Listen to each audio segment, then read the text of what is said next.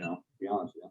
Well, they're supposed to come back. Hey, Hey, what are you doing? I'm over here at work. Can I call you back?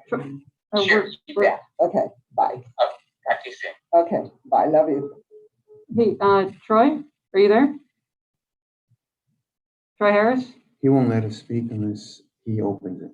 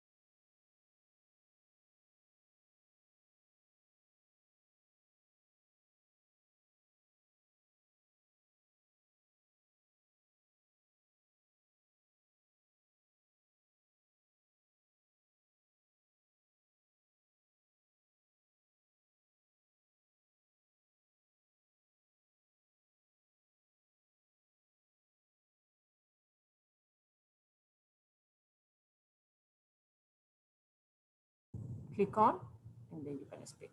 Okay, But if you are not speaking, you don't, if they want us to have.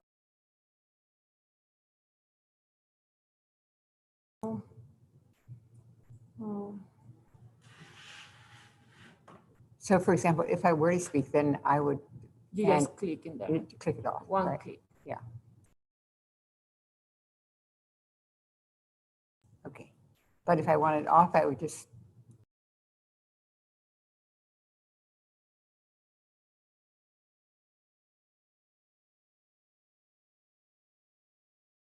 Do now. okay.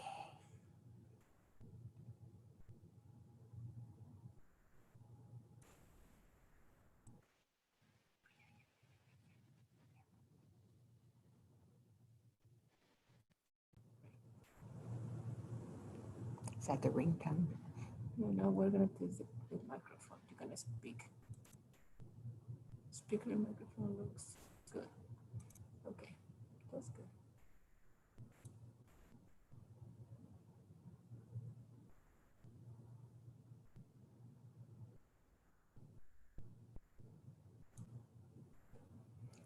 This is the Volume. volume level, and this is the microphone.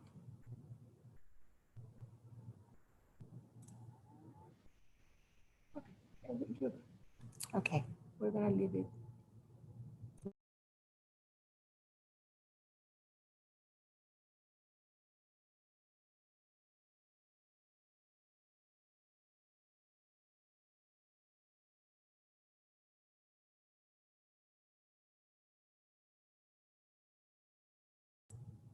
It's unmute. and that's mute and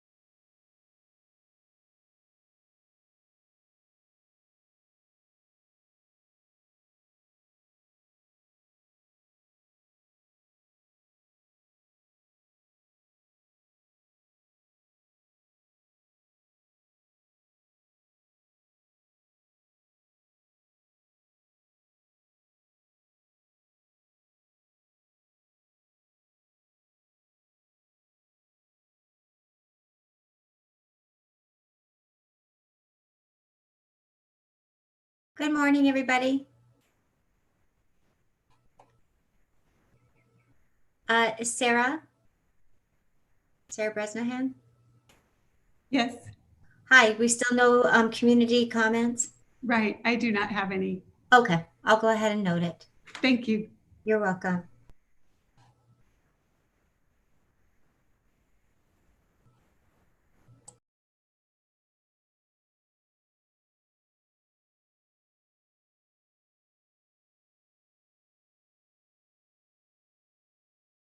Good morning, everyone.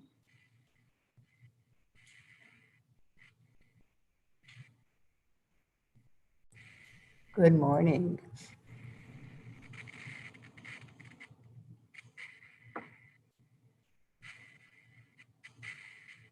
Looks like we're looking, we have a couple more to join us yet, and we have a couple minutes yet.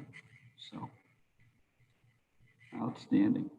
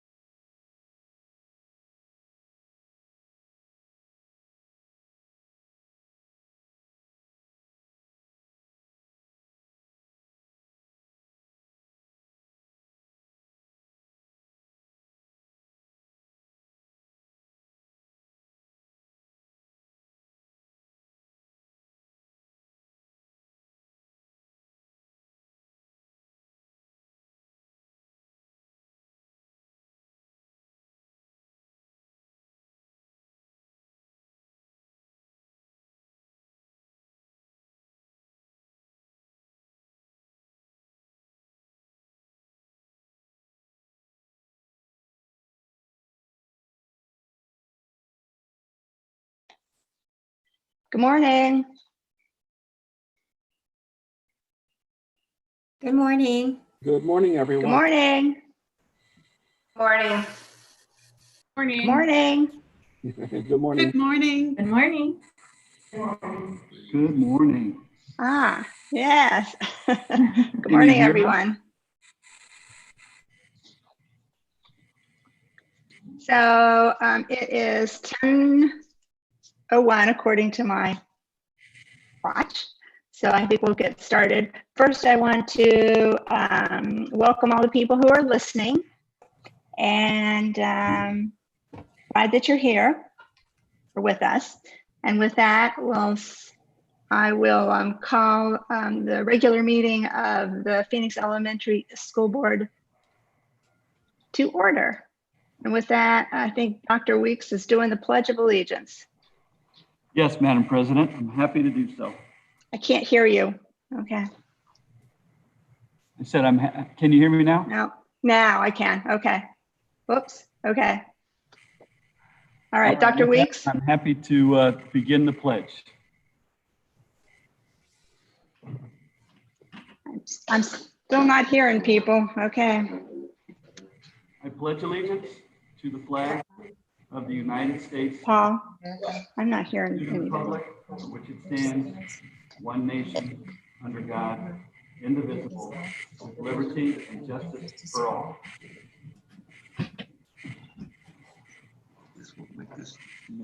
Okay. Are you hearing me? Yes. I can hear you. I'm having problems with my audio. Hang on. I'm going to do it without this. Okay. I can minimize this window. I don't know.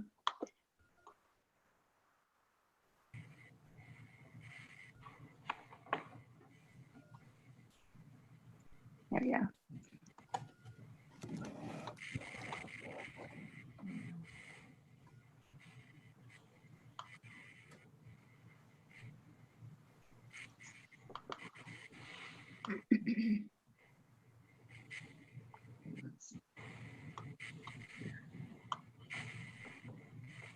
Should I take these out? Okay.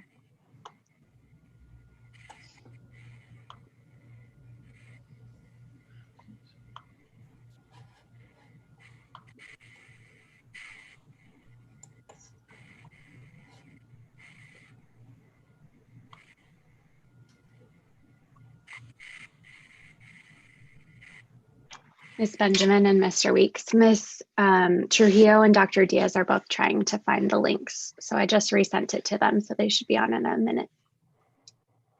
Okay, thank you, Miss Almy. Remove the device, right? Disconnect.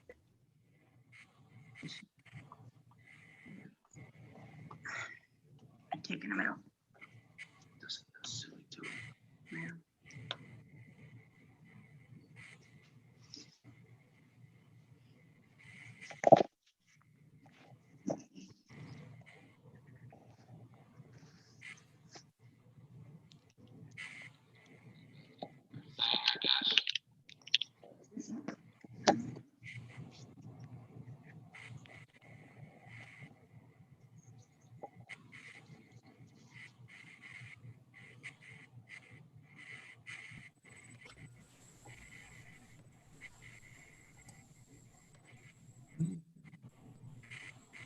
Zoom meeting.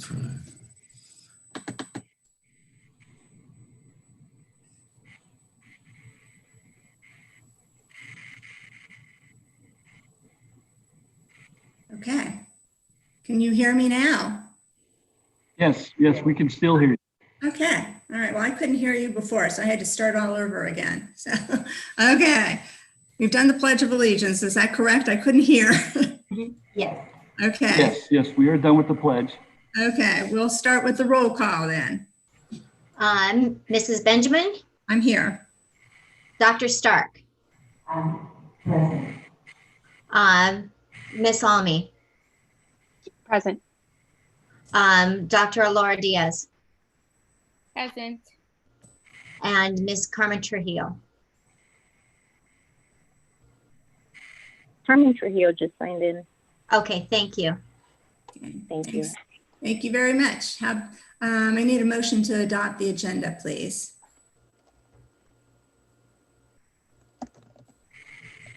This is Lene Almy, so moved. And a second, please. Any discussion?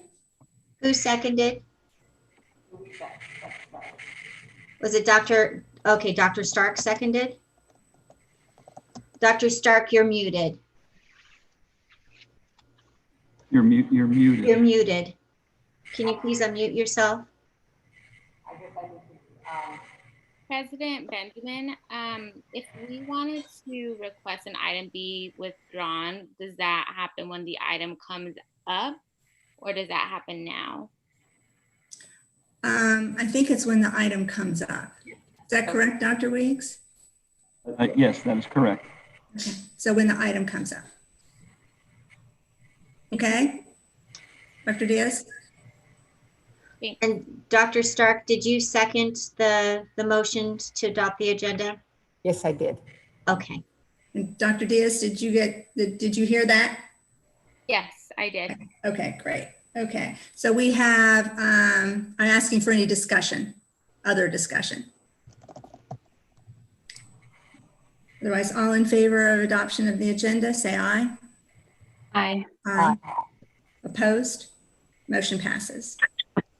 On to awards, recognitions, and announcements. Dr. Weeks. Yes, thank you, Madam Chair, members of the governing board, and those out in the world listening to us. Welcome to another episode of Phoenix Elementary Board Meeting. Our awards recognitions really begins with a note of appreciation. You may not know this, but today is Dr. Hidalgo's last board meeting. Dr. Hidalgo has served this district for many, many, many years. She is currently the Chief Operating Officer for the district and has been for many years. You have seen her provide all kinds of valuable information related to operations and the budget. But more than that, I want to speak to you, Rosanna, and tell you how much I've appreciated your leadership, your kindness, your empathy, and the commitment that you've had to the students and to the Phoenix L family. So I just can't say enough about your leaving and how difficult it is for me. But I understand that everybody retires. And so I just want to call you out and say thank you for your service at Phoenix Elementary, and to recognize and acknowledge that this is your last board meeting. So we're not going to make it any longer, just for you, just to let you know. But thank you so much for what you've done for Phoenix Elementary.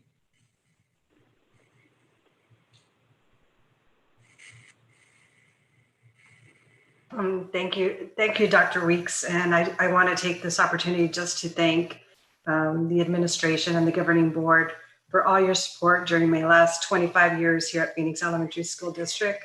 I have been given wonderful opportunities from my first job as a teacher at Lowell Elementary, where I spent 16 years of my life. That was my home here at Phoenix Elementary, and had an opportunity to become a literacy coach and principal and a director. And, finally in this role, I want to thank you for believing me and giving me these opportunities to this administration and previous administrations and governing boards. And, it's with a heavy heart that I make this decision. I don't know if many of you know that this education is my second career. So I did have to count on my family to support me throughout my change in careers, because I had to go back to school to get my teaching certificate and my administrative certificate and finally my doctorate. And so it's time for me to be available to my family. I have 2 generations that I am going to be caring for. My parents live with me right now. And I'm going to be a grandma in October of twins. And so it's time for me to to be available for my family because they've been here for me all these years. Thank you, Dr. Weeks. Thank you very much, Dr. Hidalgo. Thank you very much. We'll grab a couple tissues here and we'll move to the STAR, special thanks and recognition. Dr. Weeks, can you hear me? Yes. Okay, this is Susan Benjamin. I just want to say, this is to Dr. Hidalgo. You are probably one of the kindest people I've ever met. And I remember you meeting me over at Emerson and a few other places. And I will tell you, the office staff and anybody on campus, I always stop and speak to you, and you always spoke to them with such respect. And it just let me know how much people thought of you and counted on you and trusted you over the years. And so that's those are big shoes to fill. And you know, so those are things that are innate, not something that can be learned. And I just wanted to call those qualities of you out because they're just so grand, and I've appreciated them all these years. I can always count on you to be a listening ear and to be kind to me, and I can't thank you enough for that. And we'll miss you. Thank you, Ms. Benjamin. I appreciate it. Oh, okay. Dr. Weeks. Well, I think it's only appropriate to give a few moments for anybody else who might want to make a comment. It's already awkward to do this on a Zoom meeting. So we'll just, if anybody else would like to make a comment, please unmute yourself and do so. If we don't hear anything, then I'll move on.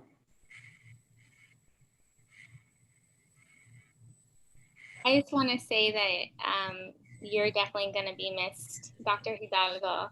I really admired and looked up to, again, just kind of echoing what President Benjamin said, how respected and loved you were throughout the district. So thank you for your service with us. Thank you, Dr. Diaz. This is Carmen Trujillo. Dr. Hidalgo, as a new board member, you've been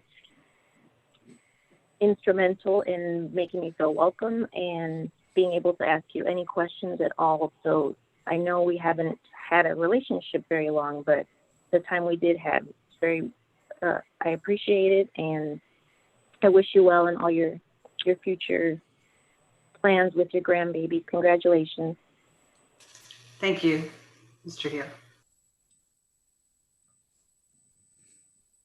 Well, Dr. Hidalgo, you certainly deserve, have earned and deserve our respect and admiration.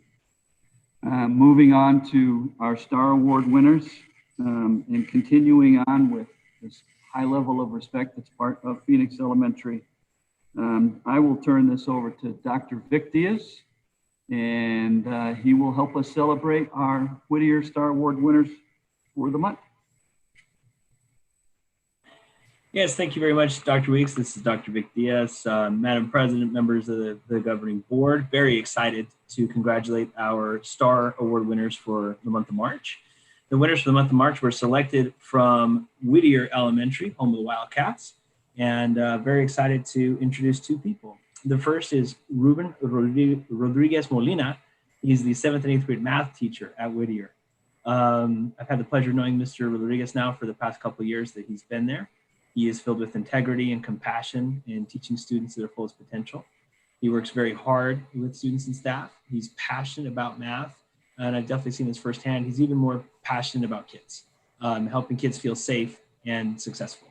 He's made a positive impact on students' social, emotional, and academic success. He's always willing to help when he sees a need. He is very culturally responsive. He's very inclusive, very caring in his practices. And the team over there said that they were very blessed to have him at Whittier. The three words that the team used to describe him were determined, equitable, and integrity. So many congratulations to Mr. Rodriguez Molina. The other STAR Award winner that we have is Flor Mondragon. She's one of the special education instructional assistants at Whittier. Ms. Mondragon has always been a bright light on the Whittier team. She is not only the most kind-hearted person, but she's also extremely hardworking. She always asks how she can help, even when she has her own hands full. She isn't afraid to jump in without being asked, and she deserves to be recognized for all that she does for students, families, and team. The team there said they are very blessed to have her at Whittier, and the 3 words that they used to describe her were kind, helpful, and dedicated. And so with that, we congratulate our Star Award winners for March from Whittier. We also thank their families and their loved ones for lending them to us and allowing them to use their talents and their skills and their passions to make things better for our students and for our students' families. So thank you to those family members, and congratulations one more time to Mr. Molina as well as Ms. Mondragon.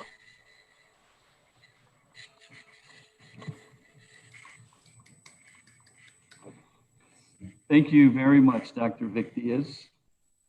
And if it pleases the board, I will move on to the latest COVID report. It's great. Thank you, Dr. Weeks. So here about a week ago, and so admittedly, there's not a lot to report. What we have seen is over this last week, a decline of about 55 students in our feeding program. We don't have an explanation for it, but it's certainly something that we're paying attention to.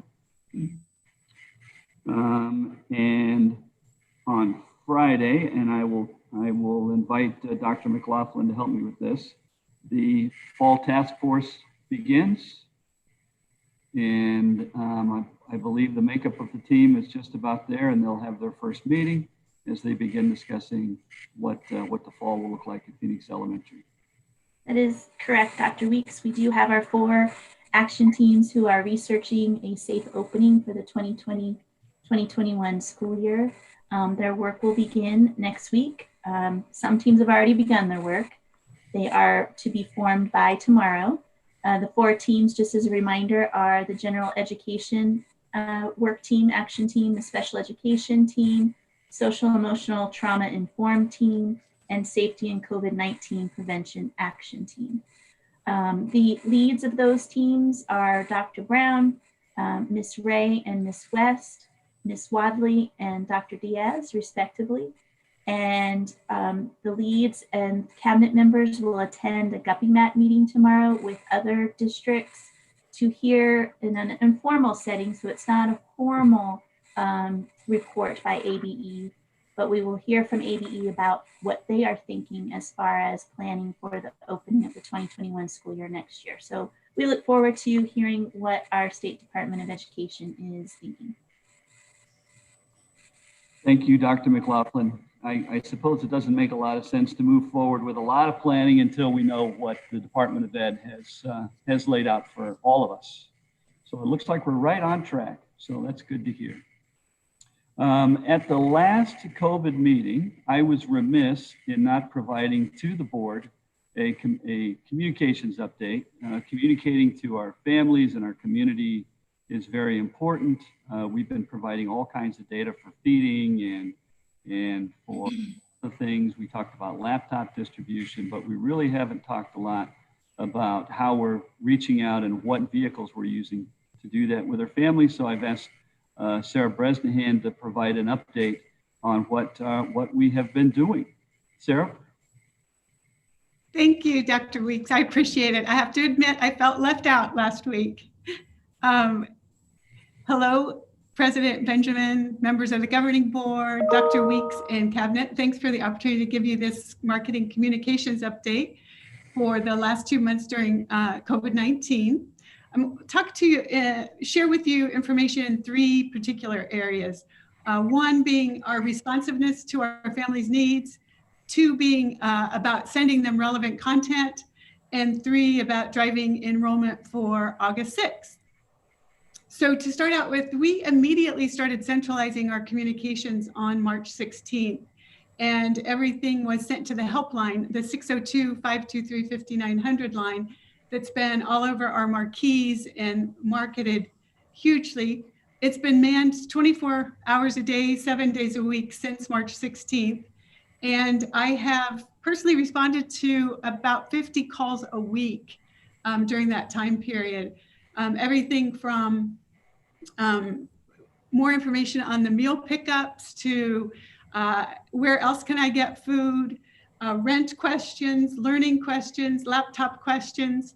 So it's been a real honor to talk with these families, ask them how they are, and help them get the information that they need. They're very, very appreciative.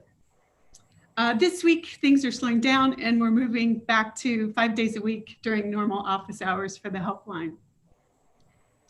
We've also been sending relevant content to our families. As you know, we've been sending texts, and we developed 2 unique website pages, one phxschools.org/resources and the other /update, so that we could almost daily for a while send families information about learning, about meals, and to provide lots of information about all the other resources that are available to them during this time from the city, from all different organizations in the community.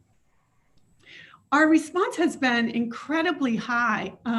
Using Google Analytics, we can tell that we've brought almost 24,000, excuse me, a little over 24,000 new users to our site in this time period. For the page views on /resources and /update, those are pages that never existed before. And in this time period, we've had 62,000 page views to those alone, as well as over 90,000 if you add our homepage in. And the average time on those pages has been over 3 minutes, which is a long time for a viewer to stay on a web page. So the fact that we've almost brought our servers down because so many people opening the text and this data helps to suggest that we are providing relevant content to them. So being responsive to their needs, seeing what they needed, as well as delivering this content is important because we do care. And I think showing them that we care helps us to retain families for future years. The third area being driving enrollment. We have our 5757 phone number that also is on marquees and everywhere. Martha Garcia has done an amazing job. She deserves a round of applause here. She is amazing. We've brought in over 300 and, oh, excuse me, the new number is 573 calls. Now, some of those are also people asking for help or direction, but many have to do with enrollment.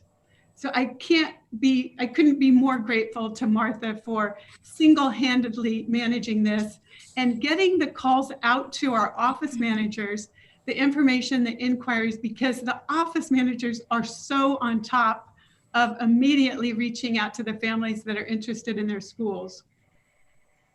We've also seen, as of late yesterday, 50 families had inquired on our Microsoft form on our website, and she's managing those as well. Our recent mailings, and I think Troy will just briefly show these as I'm talking with you. We've had 3 recent mailings.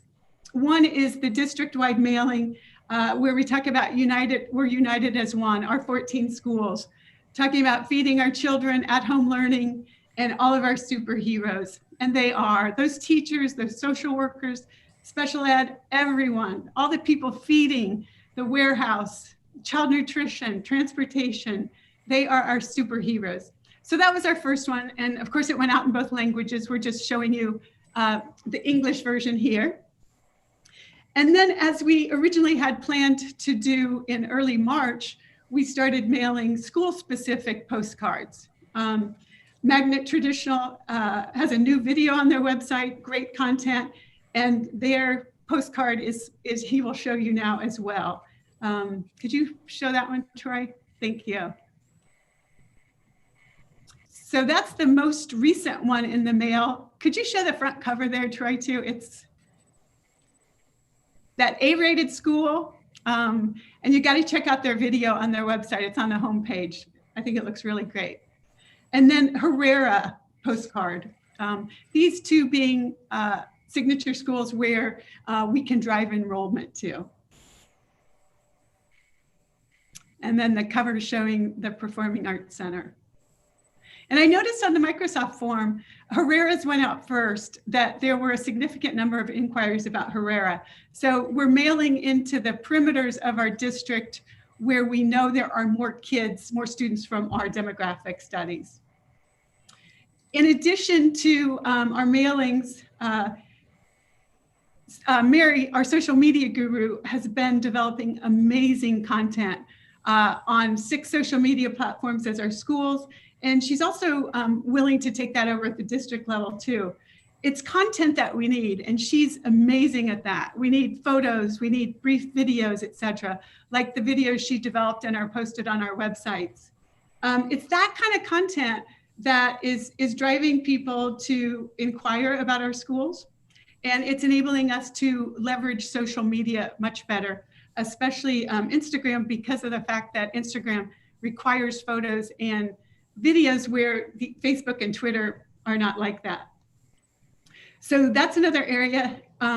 Looking forward to sharing a very robust digital program with you soon. We're still in the procurement process, so I can't share any secrets until we know that we can do it, but there's a great digital program coming up with my fingers crossed. And then we'll be keeping this going all summer long. Social media, mailings, where's my list? All the different areas of the marketing that you can imagine. We'll be keeping that going all summer long. And the teacher content that you saw as we opened up the meeting today, that was also developed by Mary, and it's given us great social media content, and we'll go on our website soon. Those are the educators of excellence who we typically honor at our annual dinner. So they've been honored in other ways. I hope you got a chance to see those great photos. And then, last but not least, to celebrate our families and our parents who have been so amazing in supporting learning during COVID-19. On Monday, May 18th, we're proclaiming it's Family Appreciation Day. And here's a little taste of some of the content that's developed for that. Troy's got a little video he's going to show you.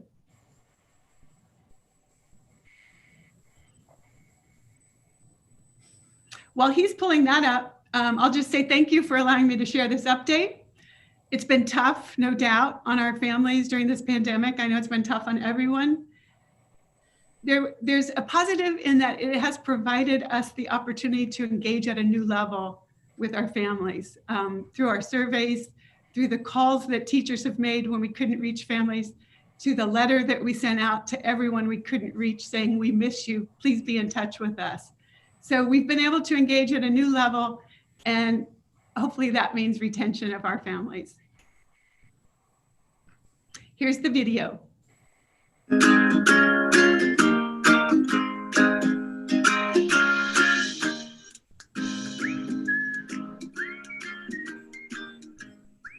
Super cool Kenilworth School families. I'm talking to all of you, our whole community. We are Team Kenilworth, and I am so appreciative that we have you to be part of our family, our community. Team Kenilworth, we love you. Our families, we couldn't do it without you. Thank you for being a partner with us. Come back next year. That's just a taste of what you'll see on Monday.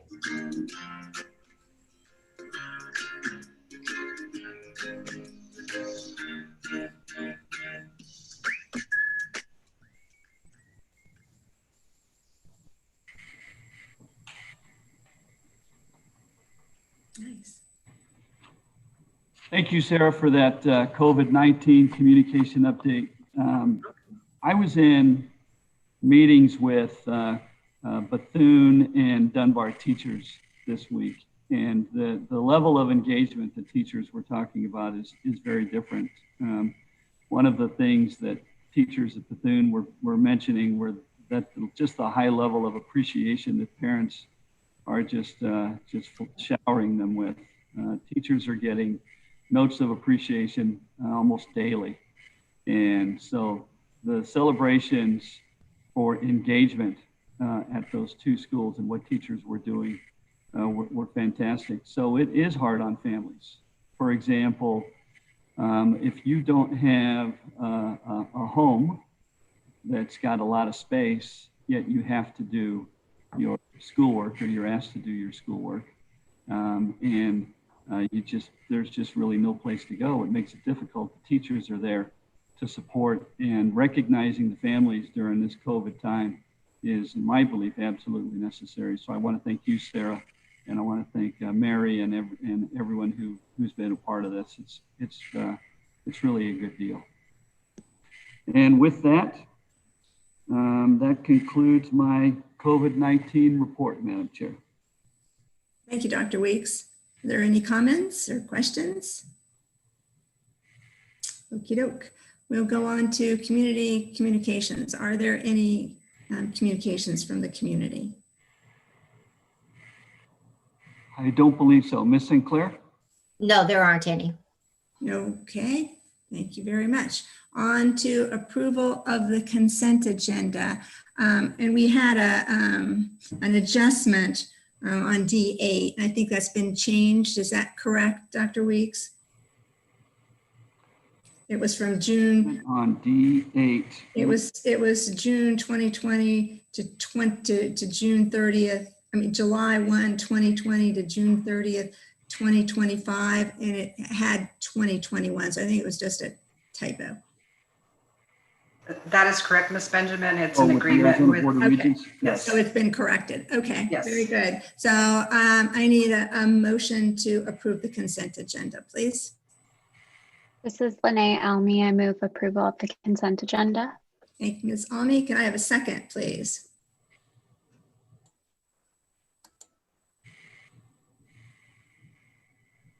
Is there somebody out there to give a second?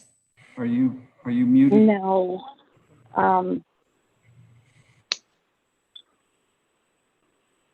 I think the item we were thinking of talking about is in the consent agenda. So would I make a motion to pull it now or after we? I think we need to have a second and then we can discuss it. And But after that. may I please remind board members to tell us your name when you speak, so that the public and I can. I apologize. Thank you. Yes. Carmen Trujillo here. I was just needing clarification that once that motion goes through, we can still actually make changes and pull things from the consent agenda. You can, my understanding, and Dr. Weeks, you can tell me if I'm correct or not, but I think we second it so that we can have a discussion. And if you wanted to change something or pull something, then you'd make another motion in the place of this one. Is that correct, Dr. Weeks? Correct. So you have to have a first and second. The item is in front of you. The item can be amended. Could you say that again? It was all So garbled. you would do a first and second of the item that's published on the agenda. Right. Discussion. If the motion is amended, then a first and a second for the amended motion. Right. Required. And we've done that before. Right. So I need a second, please. This is Dr. Diaz. I second that motion.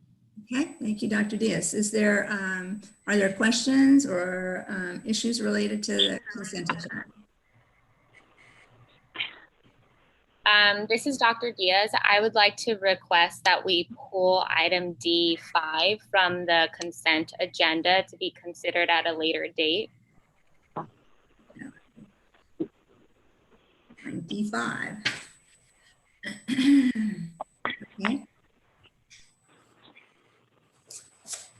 So you're making a motion to amend the what we just first and seconded to pull this, which is request approval for the annual renewal and request of proposals, RFPs, and invitations for bids for contracts for this next school year. And in that are, I think, three vendors. Is that correct? Correct. Yes. I have a second for that one. So Carmen Trujillo, I'll second. Okay, so we have an amended consent agenda on the table here, removing D5. Are there concerns, questions, comments? This is Lene Almy. I'd like some explanation on why that feels necessary. Ms. Almy, I think that one of the items on D5,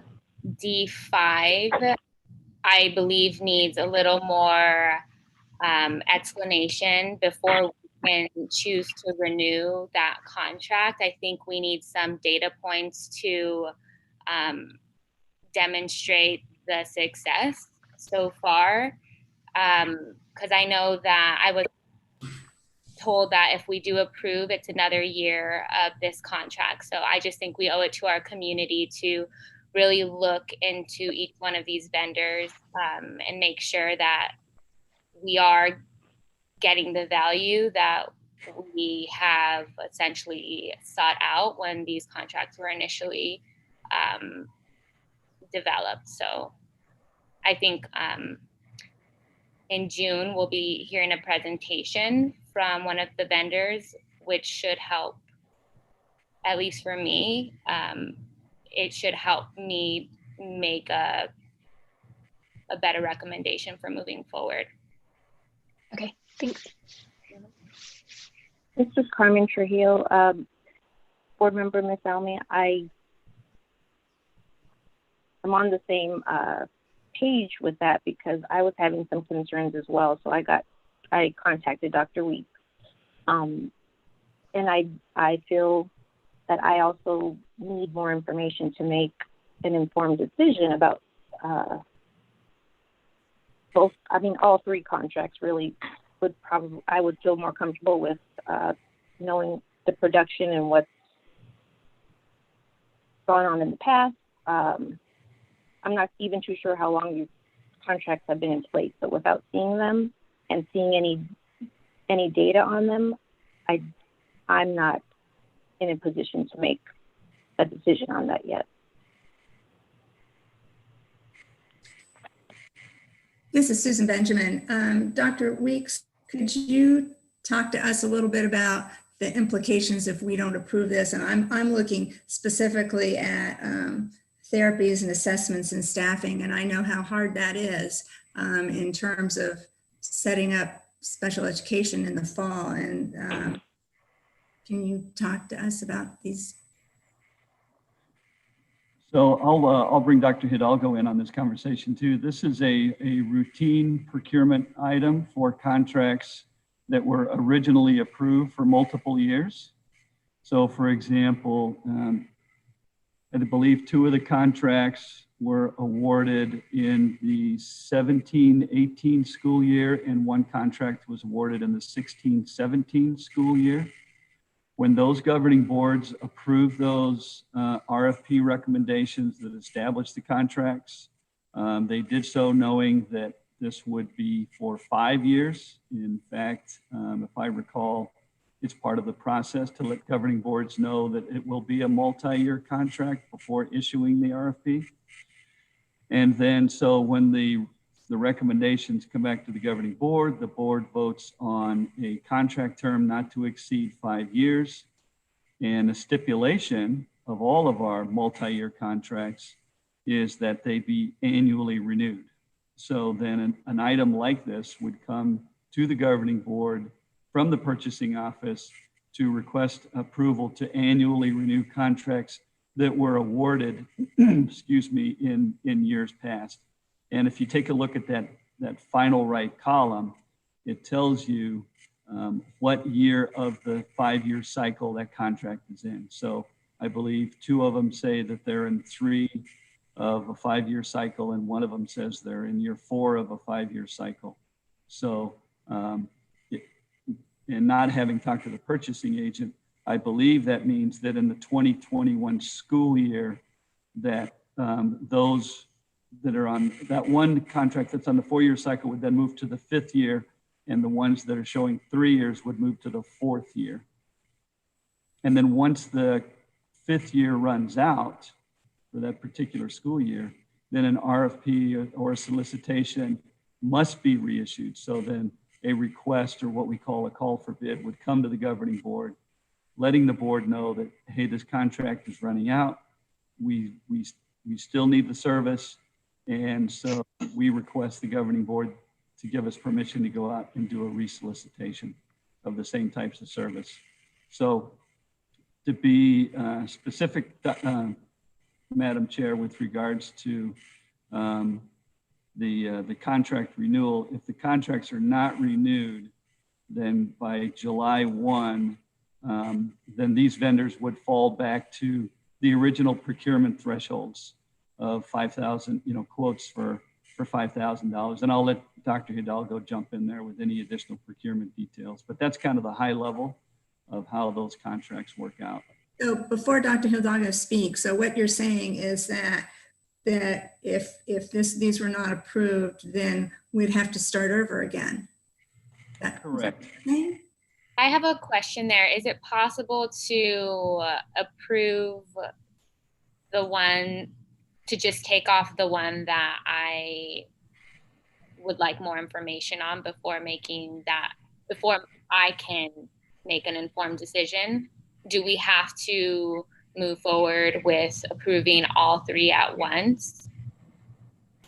I don't believe so. It would be a revision just like to any other item that the governing board approves with changes to it.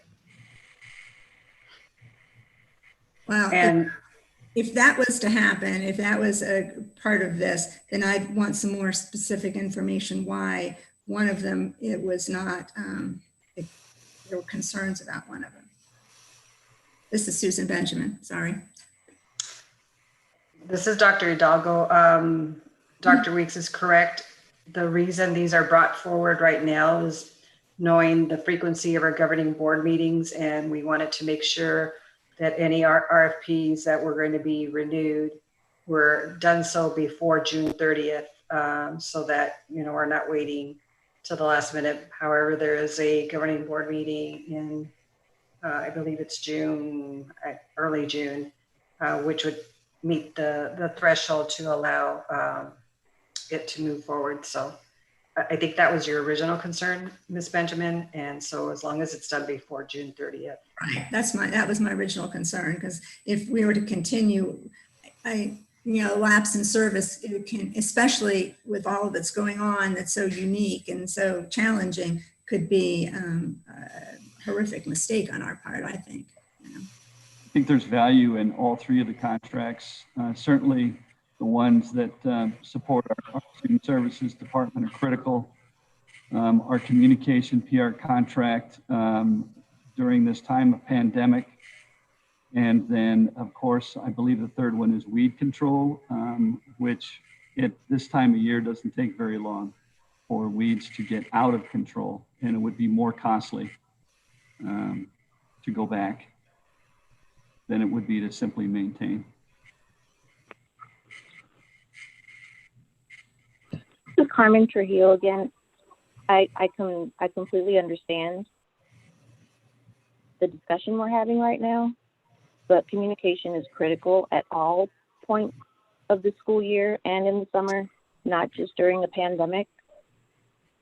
So this is why I'm not taking very lightly to make a decision that I don't have information on it. And if we lean towards voting on this today and not being able to address it later on, I am leaning toward voting no on that.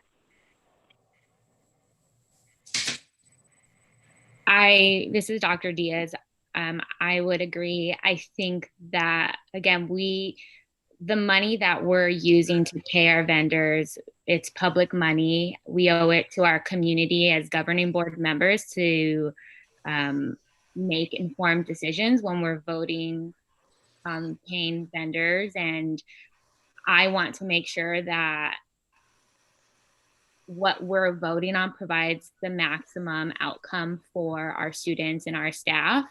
And for me, I'm very evidence driven. And so I personally need more information to understand holistically what the success has been with particular vendors, and how that tied back to the scope of work before we move forward. I don't think that, just these contracts are meant to be renewed annually for this very reason, to adjust if you're not seeing the outcomes that you hoped to see. And so I think that, again, we owe it to our community to hear a presentation on the successes this far. And I'll just play devil's advocate. This is Susan Benjamin, and say that I would assume, and this is an assumption, of course, that if there were problems with any of these vendors, if they weren't adequately fulfilling what they said they would fulfill, because they have to tell us their scope of work, and if they weren't doing it, then they would be removed. And I know that as when I was a special ed director, if I had an agency that wasn't fulfilling their obligation and didn't have quality people, I removed them. I didn't use them, because they weren't adequate. They didn't fulfill their obligation. So I'm assuming that Dr. Weeks and Cabinet and the district are telling us that these groups are fulfilling their obligation, that they're doing their job. This is Ms. Dr. Benjamin, my apologies. I totally agree. This is Laura Diaz again. Dr. Diaz. I totally agree. I do think that our admin has, hundreds of different vendors to monitor. And, there are times where I think we're trusting the vendors to do what they need to do, and we're not micromanaging. But then when you look at the result, there's clear evidence that the outcomes do not align with the title of what was supposed to happen.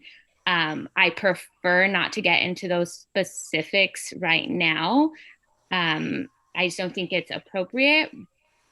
But if you need me to, I will explain those specific reasons.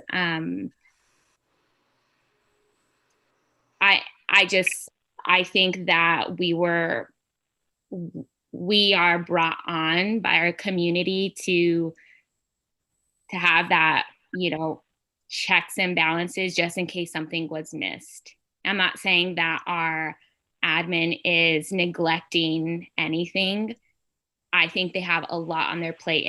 And again, you're hoping that your vendor is fulfilling the responsibility that they were set out to fulfill. And sometimes that just doesn't happen. And you're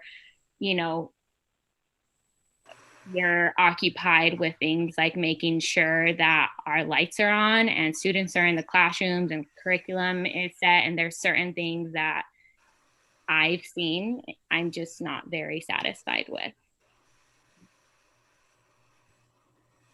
Thank you, Dr. Diaz. This is Carmen Trujillo. President Benjamin, I appreciate your comments and completely agree with you as well.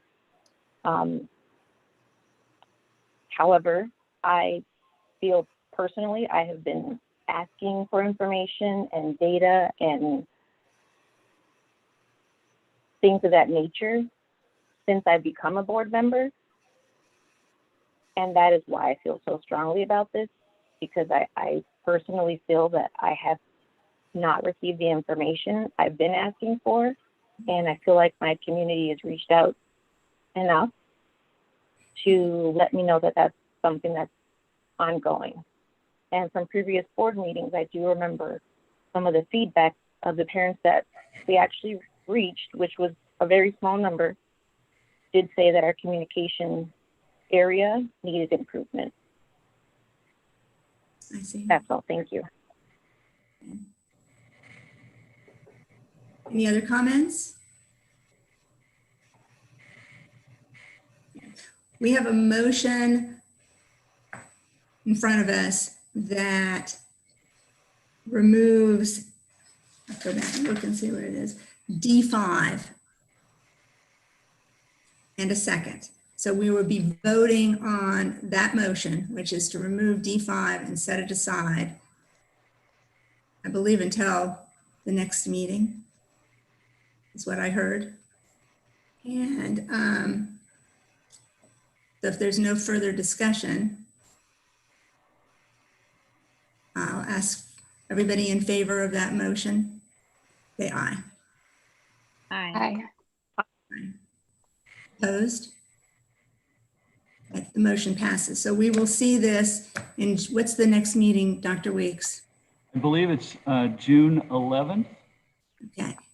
On that same date, we have developed a marketing and advertising presentation. Okay.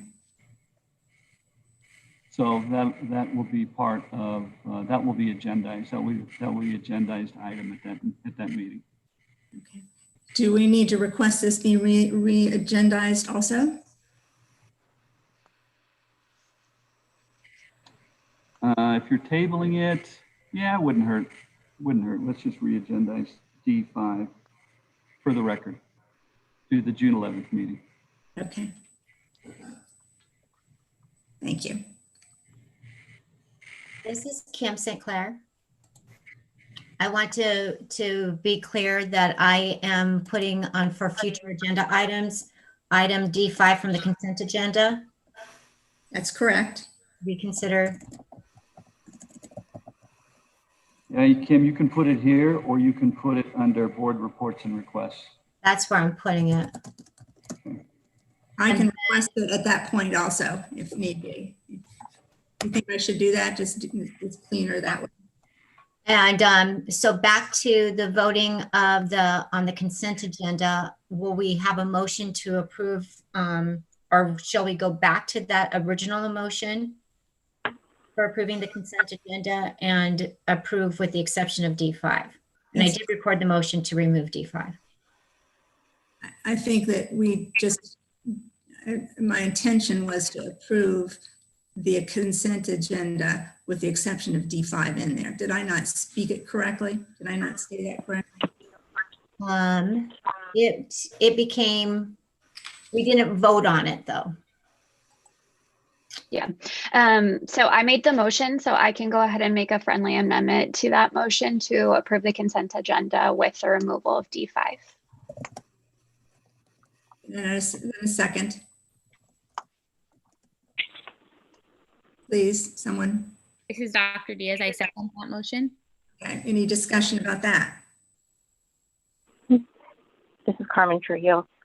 My phone cut out. Is it possible for me to ask Ms. Lene to restate the motion? Yep. So I just moved approval of the consent agenda with the amendment which removed D5. And Dr. Diaz seconded it. Thank you. Any discussion? Any other discussion? Not for me. All in favor, say aye. Aye. Aye. Opposed? Motion passes. Thank you. On to curriculum and instruction. I guess there's nothing there, Dr. Coughlin. On to business services, Dr. Hidalgo. Yes, I am going to speak to agenda item number F1, which is administration request approval of new job descriptions for the coordinator of assessment and accountability, coordinator of technology integration, coordinator of language acquisition, coordinator and the coordinator of student success.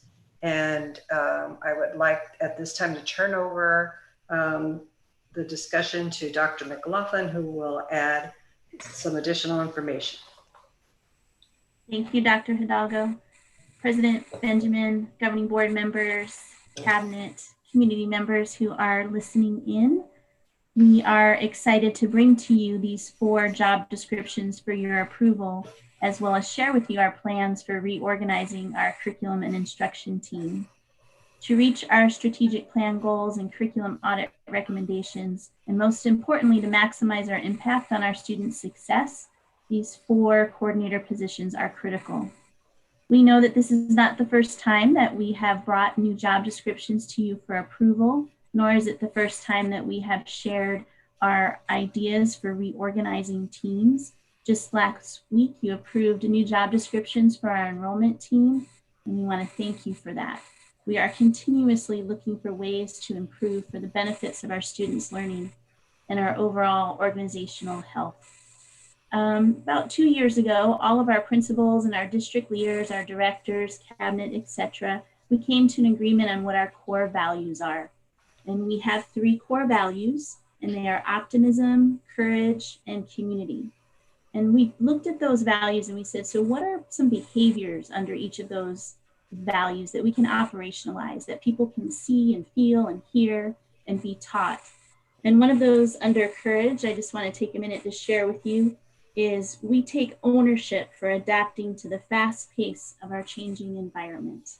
So we definitely have taken ownership of adapting to our fast changing environment, most recently with the pandemic. And we continue to do that as people vacate positions. We look at how do we best organize to reach our goal of closing the achievement gap. So that's what we're bringing to you today. And we would argue, of course, that these are the most important job descriptions that have come your way for approval, because C&I is the heart and soul of our work in our school district. We understand that our role as district leaders is to serve and support our schools so that they can focus on the important work of teaching and nurturing our children. That's the only reason a district office exists, is to serve and support our principals and teachers, to remove those federal and state compliance requirements that come our way from their workload as much as possible, to maximize our ability to effectively and efficiently serve and support our schools. We need your approval of these 4 job descriptions. And I don't think we've ever shared with you what we do prior to bringing new job descriptions your way. We do a lot of research. For example, we researched how our surrounding districts organize their C&I teams, and there's no one way to organize a C&I team. There's a variety of ways. No surrounding district C&I teams are organized in the same way. Some positions that are directors in some districts are coordinators in other districts, or specialists in other districts, and vice versa. So we trust that those districts have a rhyme and a reason for their organization. We trust that their organization is the most effective and efficient for their specific context, their culture. We know that the manner that we want to organize ourselves in is most efficient and effective for our school district's context and culture, and most importantly, support us in reaching that goal of closing the achievement gap. We also think we have an advantage over other school districts because all of our principals and many of our district leaders have participated in human capital leadership and education. That is a 72-hour training that is from Makisa and their partnership with Battelle for Kids. And there was an assessment at the end of that training. So 72 hours of training in how to craft job descriptions that are attractive to top candidates, how to analyze job descriptions, conduct compensation studies, how to organize to maximize efficiency and effectiveness. And all of this knowledge gained is used when developing job descriptions to bring to you for your approval and to share our ideas for reorganization. I don't know of any other district that has gone through, has had as many people as we have participate in the HCLE training. So we've got a good handle on human capital management. We know we've got a great HR department leading us in that area. So none of these job descriptions are formed in isolation. We work very closely with HR, MIS, and C&I. We have a tight bond.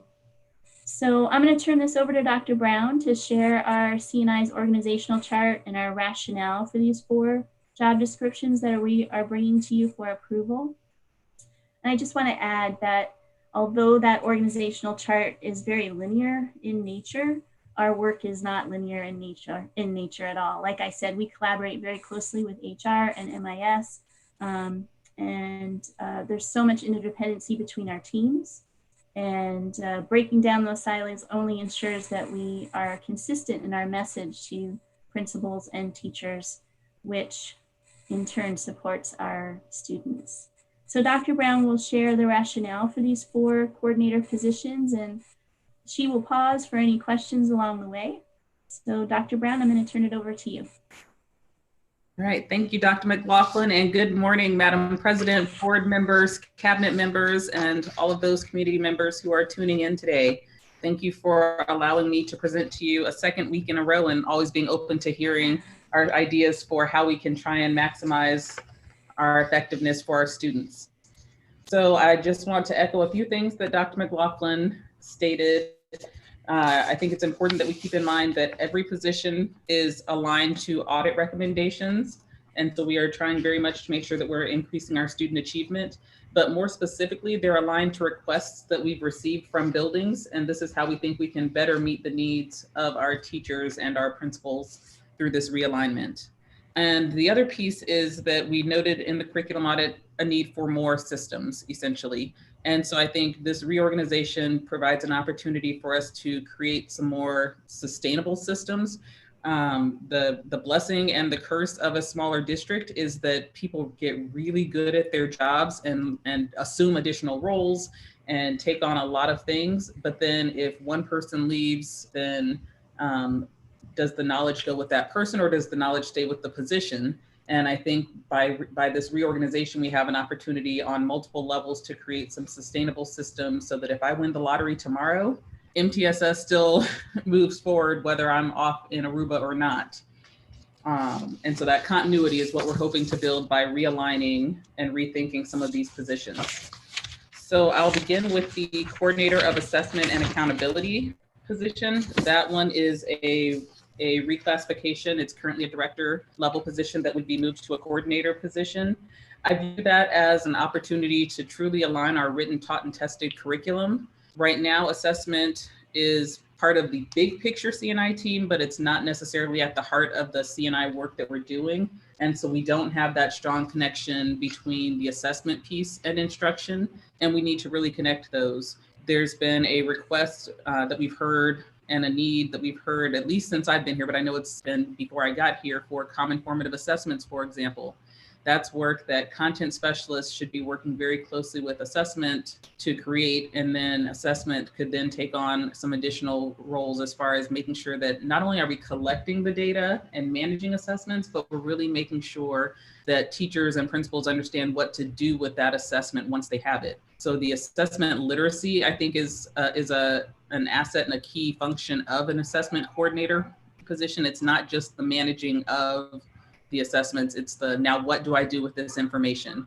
And that coordinator role has that tighter connection to both the content side of the house and also to the building site support side of the house. Double check my notes on that one. I know there will be some concerns about what does this mean as far as building level versus district level responsibilities, and is this more work for any one person or another person? And at the end of the day, the work has to get done regardless of what we end up calling the positions.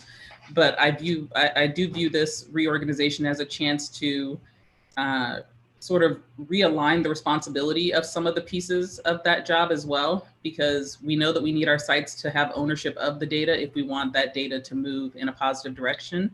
And so, again, a key role of this assessment coordinator position really is that here's what the data says, now here's what we do about it piece. And I think that's an opportunity that we really want to capitalize on moving forward.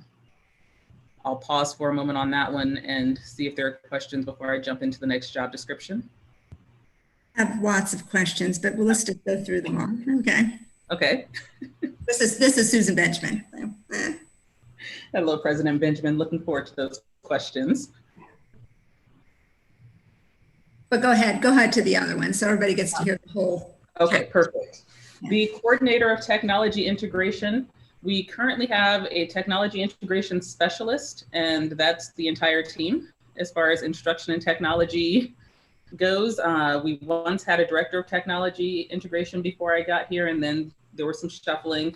And I think that what we've learned through this pandemic is that our new reality means that digital literacy is key. Whether we are in buildings in person in August, or have some sort of a hybrid model, or have to navigate in and out of distance learning on an hour's notice, we have to increase our digital presence throughout our district. It's part of what has to happen in all of education moving forward, and we are not currently equipped to be able to sustain that. And so I will say that currently the technology integration specialist position has been called upon to assume much more responsibility. They have, that person has been part of every distance learning task force meeting, any instructional meeting, as well as the MIS meetings, as that liaison to try and figure out, now this is what the tech side needs, this is what instruction needs, how do I mesh this all and then put it out in a way that makes sense so that students, staff, and family can access it. And so this gives us an opportunity to more formalize those processes and have very clear systems in place for how we access and utilize technology, but also how we manage all of those resources. And knowing that the board approved new instructional resources last week, thank you again for that. We know that we now have a rock solid list of options for all of our core content areas. We're going to need someone to manage all of that for us, because our content folks can do their part, absolutely. But how do we use that effectively for instruction is something that we need a dedicated position to organize all of those moving pieces. Another piece of that is the specialist position is not a year-round position, but coordinator positions are year-round. So technically right now, I lose access to anything, any technology integration related activities on Thursday, a week from today, when those teacher contracts end. Having someone, a lot of work happens over the summer as far as getting things ready and prepped and in place to implement digital curriculum resources. And so having someone available during the summer when that work needs to happen is essential. Similarly, our EL position, the language acquisition coordinator, would also be a year-round position. We know that a lot of work as far as placement and testing prep all happen, trainings happen over the summer. And again, our language acquisition team consists of a language acquisition specialist who sometimes has access as well to a tech. And we had our audit, or our monitoring from the state. And as we all know, we had some shortcomings there and some growth opportunities. They were highlighted, including that we had our specialists doing some parts of the job that were really more appropriate for a coordinator level position, because we are, again, a district where we say the work has to be done. And so someone always steps up to do it, but we may not have titled that position correctly to reflect the level of work that we're expecting. We know that our students are not achieving at the rates that we know they could. And so, especially with new EL standards coming out for this school year and new state models that have to be implemented, we have to have someone to oversee that implementation to make sure that principals know how to do their scheduling and how best to implement those new models that are new to everyone. This person would also oversee the Azella testing, which means that not only is there that ownership, because again, assessment can't just exist in one shop, it has to exist in multiple areas of our CNI core team, but that person also then can help with, now what do we do with this information once we have it, and really help to coordinate and organize our efforts into, again, sustainable systems, so that no matter what happens, when the state shifts, we already have something in place and someone to direct where we can shift to accommodate that. And the final position is the coordinator of student success. This one is, on paper, it's probably a little bit more ambiguous because it's a wide-reaching position, because our student needs are wide-reaching. MTSS is at the heart of this position as an immediate priority, because we know that through our audit, MTSS structures are lacking at a district level. And when I came on board, we were fortunate to, thanks to our Sharon Carpenter, get accepted to a state training program with a grant to do basically about an all year long, a couple times a month training to learn more about how to build effective MTSS systems. And more than anything, it highlighted the growth opportunities that we have and what's not in place. And it really highlighted that if we want to do MTSS correctly, if we want to build something that's going to last and impact our students, then we need someone to take that on as a dedicated project rather than as an additional duty. Within that, we also have PBIS, which in and of itself, again, could be its own position, but is very closely tied to the MTSS process. And so it makes sense for that person to be connected to both. We also have things such as high school transition nights. At one point, we had a position that was dedicated to those high school 8th grade transitions. We don't have that position anymore, but the need is still there for someone to be the liaison to the high schools, to organize the superintendent's advisory council, and many other programs that pop up that impact our whole child, but may not be someone's whole job. And so essentially, if we're committed as a district, as we say we are, to making sure that we're supporting the well-rounded whole child with behavior, with discipline, with social emotional needs, and with the academic interventions, then supporting the whole child can't be an afterthought position for anyone. It has to be someone's priority. And so having that coordinator of student success position means that all of those duties that we know are extremely important, such as MTSS coordination, are at the forefront of people's thoughts rather than the thing that they do after they've done the rest of their jobs.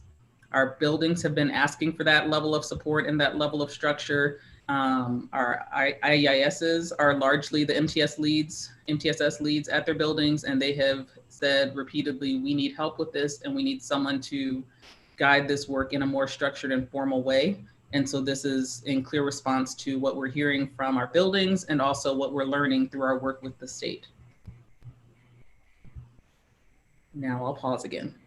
Well, that was a lot. If you're done, and Dr. Sullivan, Dr. Brown, I will send it back to Dr. McLaughlin to tell us that, so we can make a motion and then we can talk about it. And then I'll ask my questions. Okay.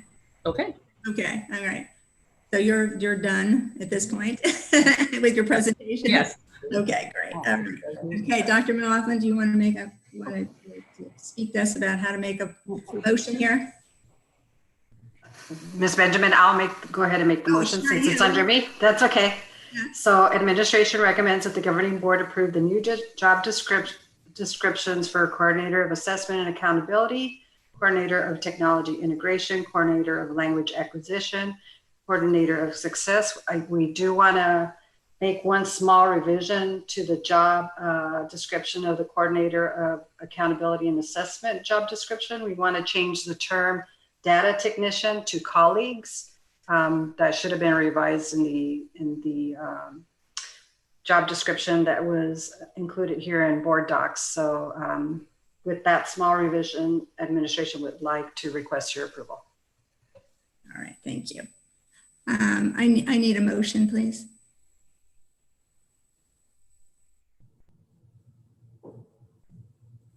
This is Dr. Diaz. I move to, sorry, what am I moving again? To approve those 4 job descriptions. I move to approve the 4 job descriptions. Thank you, Dr. Diaz. And a second. Carmen Trujillo, I'll second. Thank you, Mr. Hill. Are there questions or comments?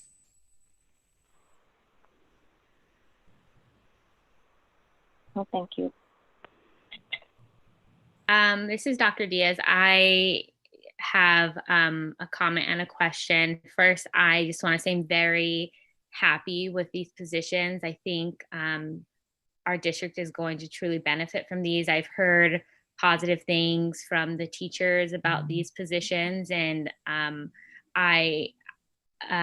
Dr. Brown, I really appreciate, as well as Dr. McLaughlin, I really appreciate you giving us that background on how you came up with the job descriptions. I mean, they're incredibly robust, and I think they'll help us get the right people in place.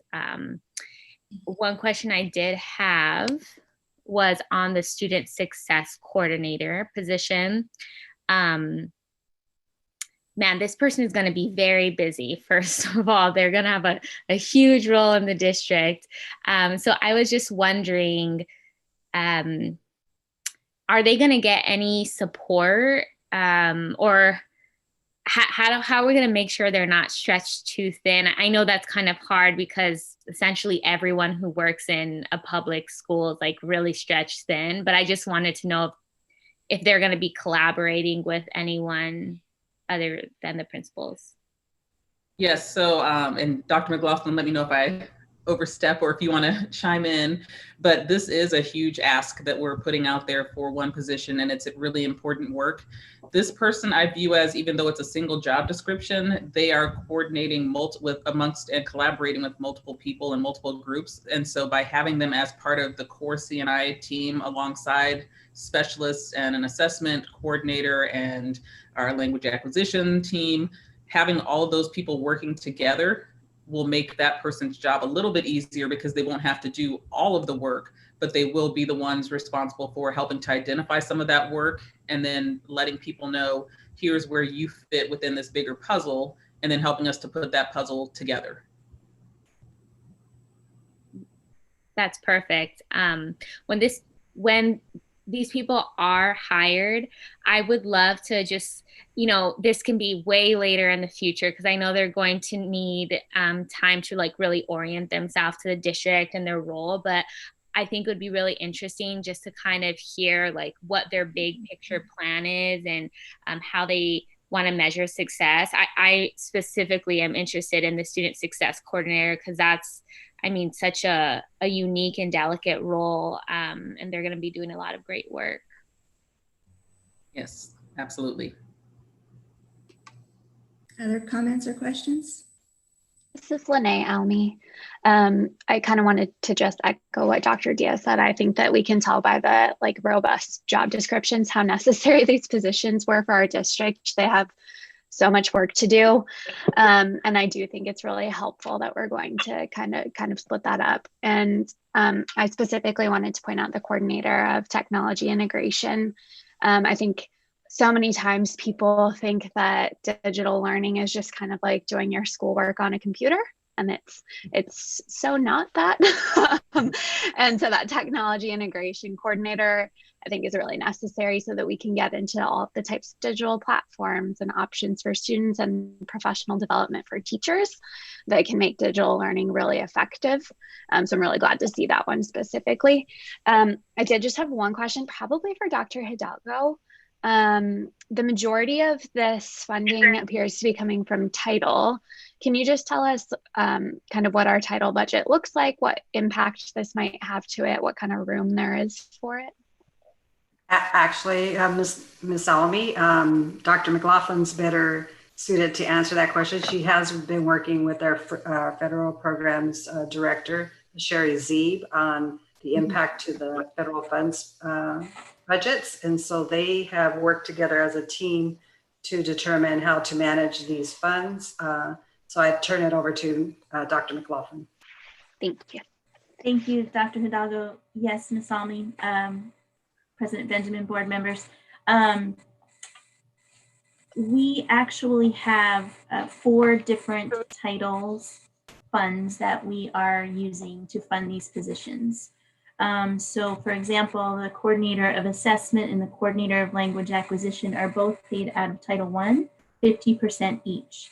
So each of those are a little less than $50,000. I apologize, I don't have a total amount for Title, but I can tell you the amount for each position. So for the coordinator of assessment and coordinator of language acquisition, we are talking about $100,000 to our Title I budget. For our coordinator of technology integration, and the reason those, not that any of these people are earning $100,000, but we have to account for benefits and things of that nature. Our coordinator of technology integration is fully funded from Title IV because Title IV is about student support and academic enrichment. It's a grant to improve students' academic achievement by increasing the capacity of states, local education agencies, schools, to provide all students with access to a well-rounded education, improve school conditions for student learning, and improve the use of technology. So the coordinator of technology integration, again, just a little less than $100,000, will be funded by Title IV. The coordinator of student success will be funded by Title IV and Title II, so 50-50. And Title II is about increasing student achievement through strategies such as improving teacher and principal quality and increasing the number of highly qualified teachers in the classroom and highly qualified principals and assistant principals. So that's about $50,000 to each of those titles, Title II and Title IV for the coordinator of success. And I believe those are the 4 positions. Thank you for that extra information. Yes. Other comments? Questions? Okay. I have some, I think they're really for Dr. McLaughlin. Yesterday, you sent us some, I would call them pretty technical questions with your answers. Where did those questions come from? Who sent you those? I received those from a staff member, Ms. Benjamin. So it must have been someone in assessment, correct? I mean, I don't think, I certainly, I didn't even understand some of that in terms of, how technical it was. So it must have, that's what my assumption is, that came from the assessment department. It certainly does appear that those questions came from the assessment team. So my next question is, how have they been involved? Because if they're asking you those questions yesterday, that concerns me, because so how have they been involved? How's Kathy Marston and her team been involved in developing this or this change? Because this is a reduction in a position. It was the director of assessment, and now it's the coordinator. So that is correct. Ms. Marston has not been involved in this process because she is vacating her position, but the assessment team's responsibilities have all been considered, and everybody is still has a job. The coordinator of assessment, we will still have our reading assessment specialist and our software lead tech report to our coordinator of assessment. We have one assessment tech that's moving over to MIS to be supervised by MIS, but that person will still be doing the same position. And we have one assessment tech that we reassign to the enrollment team, and she will still be very involved in data. So the assessment team, although they've been moved around, 2 of them have been moved, and 1 position has been changed from director to coordinator. Everybody's still doing their same job, still working with data. So, well, I don't understand though, because just because Ms. Marston is leaving, why wouldn't she have input? We worked collaboratively with CNI, MIS, and HR. Yeah, so they weren't involved, is what you're pretty much telling me. Okay. So why would you reduce this position? For all the reasons that Dr. Brown has mentioned, our staff is looking for someone that will teach them how to fish, if you will. Someone that's going to sit by their side and say, here are the common formative assessments, and this is how you use common formative assessments to drive your instruction and your decision making. So one of the questions yesterday had to do with the principals, and the question, I don't know exactly what it was, but it's like, how were the principals involved? And your answer said, you said that they were aware. But my question is how they're involved, because the impact, as a principal myself, the impact of the assessment department is great on a principal. So how are they involved in this? It's actually minimizing this position from a director to a coordinator. This position, as Dr. Brown said, has been requested by principals and IISs. They have all asked for a position that provides them with support to develop, create, and analyze common formative assessments. Yeah, and my experience with that, and why wouldn't a director assessment be able to do that? My goodness, a director has a much wider understanding and experience and compared to a coordinator. So why wouldn't, in fact, my experience is that's what they do. I would ask, why can't a coordinator do that? A coordinator coordinates common formative assessments and the use of those common formative assessments. But a director has a lot more experience and expertise. Maybe. I don't know how to respond to that question, Ms. Benjamin. I apologize. The deal is that a director, if I'm looking at Dr. Victor right now, if he was a director in a smaller district and came to a bigger district, that makes sense. He had some experience, or he was a coordinator and came to a bigger district. But it makes no sense, considering what we're going through right now, to reduce that position. I don't have a problem with any of the other ones. I think they're great, but I have a huge issue related to the reduction of that position. If you'd like, Dr. McLaughlin, I can step in here too, because this has been a department that's been part of our organization development work. Our organization development work took a look at several departments at the same time, including this one. We found a lot of, and let me just say off the top, it's sort of hard to speak about this because some of this is very much related to people and personnel, and what we want to focus on is positions. And as we look at those positions, we saw a lot of carryover on the border of redundancy in terms of some of the descriptors of how they're spending the time and how they're doing the work. What we found in part of our analysis is the need to better integrate these departments. And it's through the integration of this department that this plan was created. In terms of the title change from director to coordinator, every district does this a little bit different. And if you take a look at Phoenix Elementary's descriptions of coordinators, oftentimes the authority that they have is coming from a director, yet it's still a significant amount of authority. Our department's a very good example of that.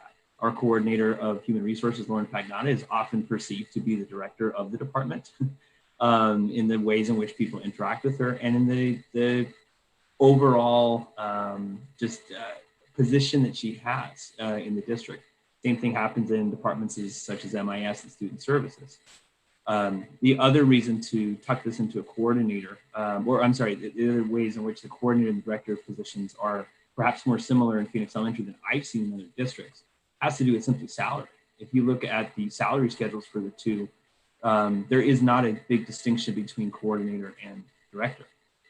So I still am very confident that as a coordinator, we'll be able to recruit and hire a high quality person with that title as coordinator, at the same time that we would be accomplishing a better integration of the departments by tucking that position under as a coordinator.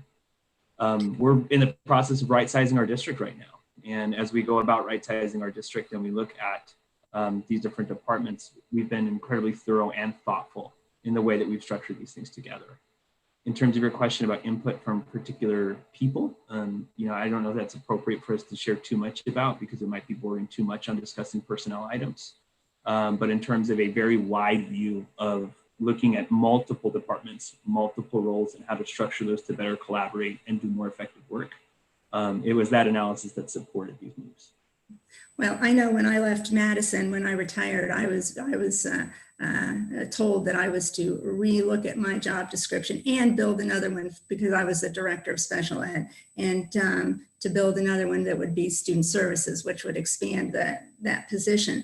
And I did both of those things happily because I'm the one that had done that job. And I think it's important that the people that are in those roles have the ability to kind of tell everyone what they're doing, and I think it makes for a stronger position ultimately. But clearly, that's not what happened. So I'm at the point where I would have to vote no for this, but I don't have a problem with any of the other positions. So I think what I'm going to do is I'm going to make another motion to request approval of the job descriptions for Coordinator of Technology Integration, Coordinator of Language Acquisition, and Coordinator of Student Success, which leaves out the Coordinator of Assessment and Accountability and leaves it as a director's position. So I'm making that motion. Do I have a second?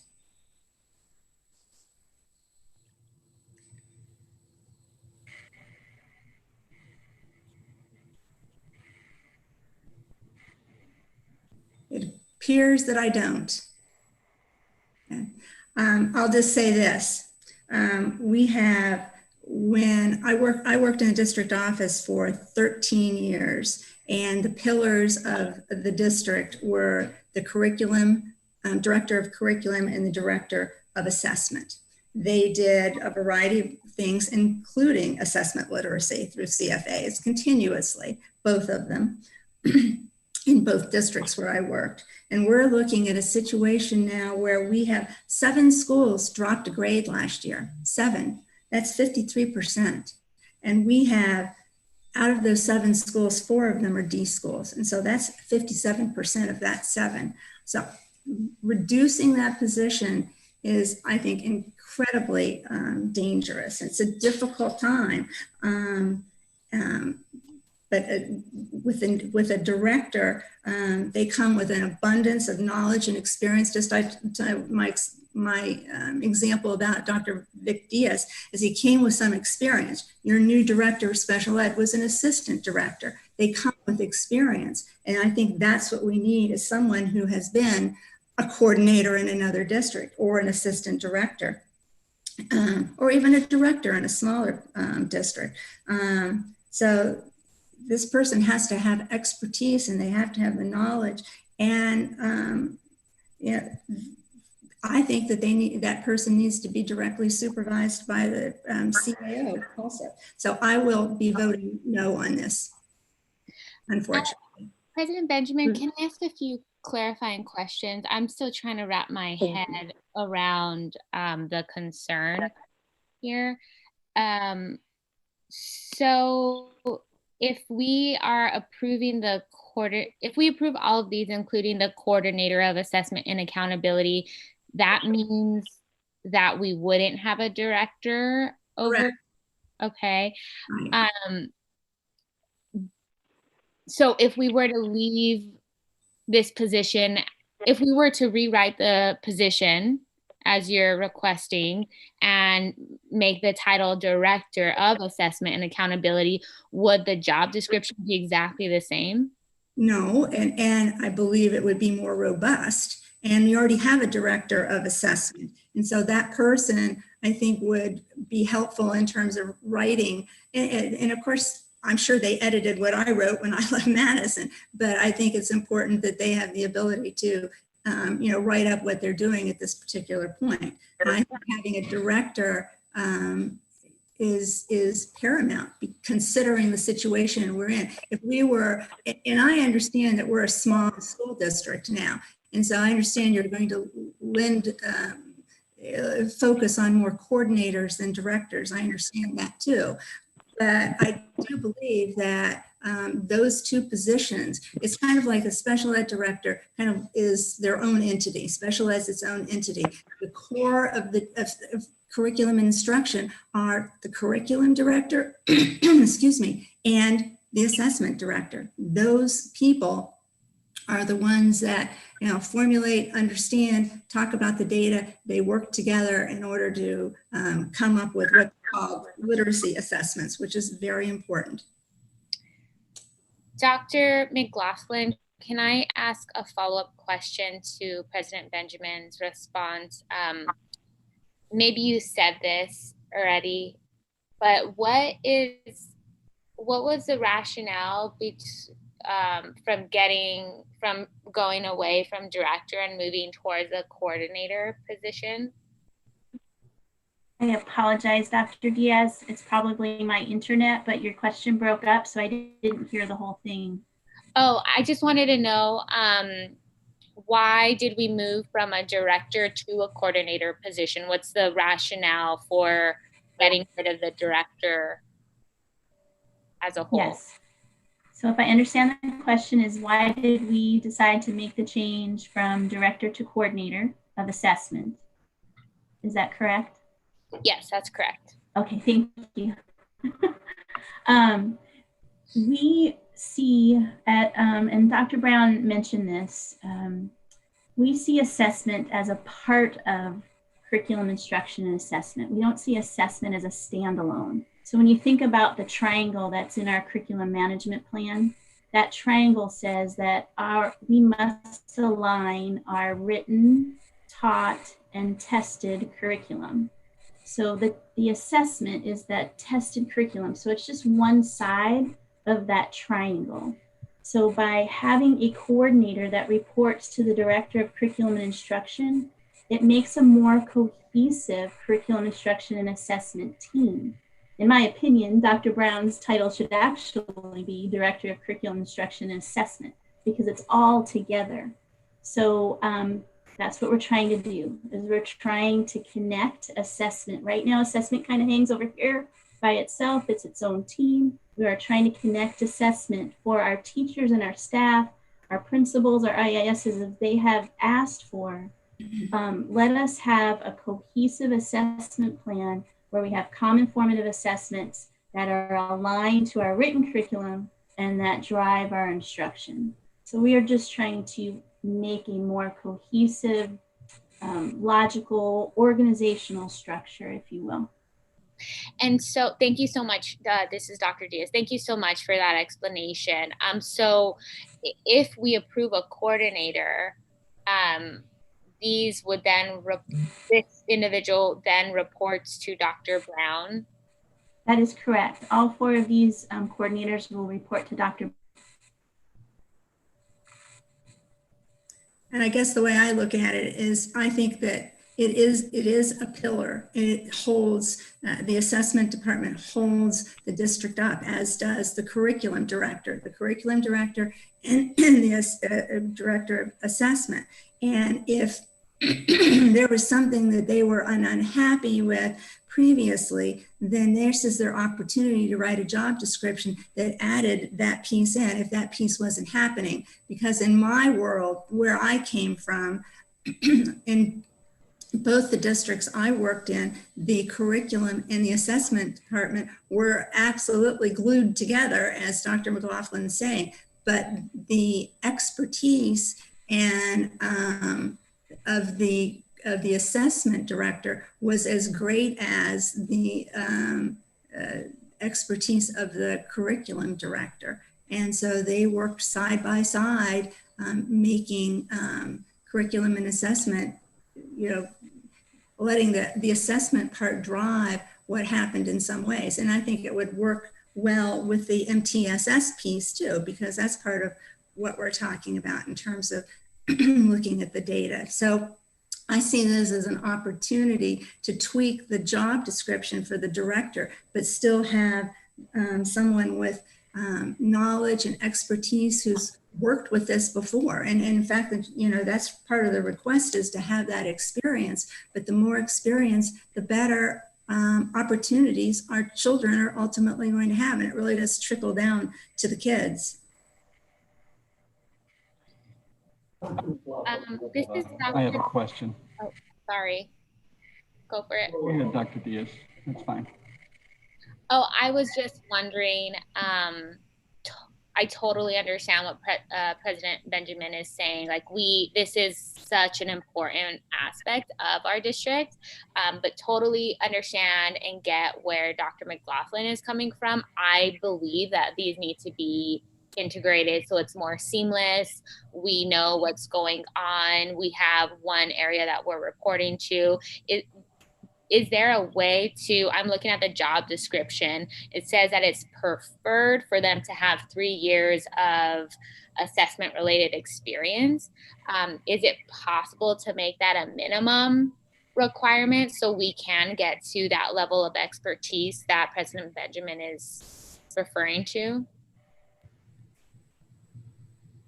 I would apologize. My internet is very bad. Oh, was that question for me, Dr. Diaz? Yeah, I'm just wondering if it's possible to modify the job description and make the experience with assessments a minimum requirement rather than a preferred requirement?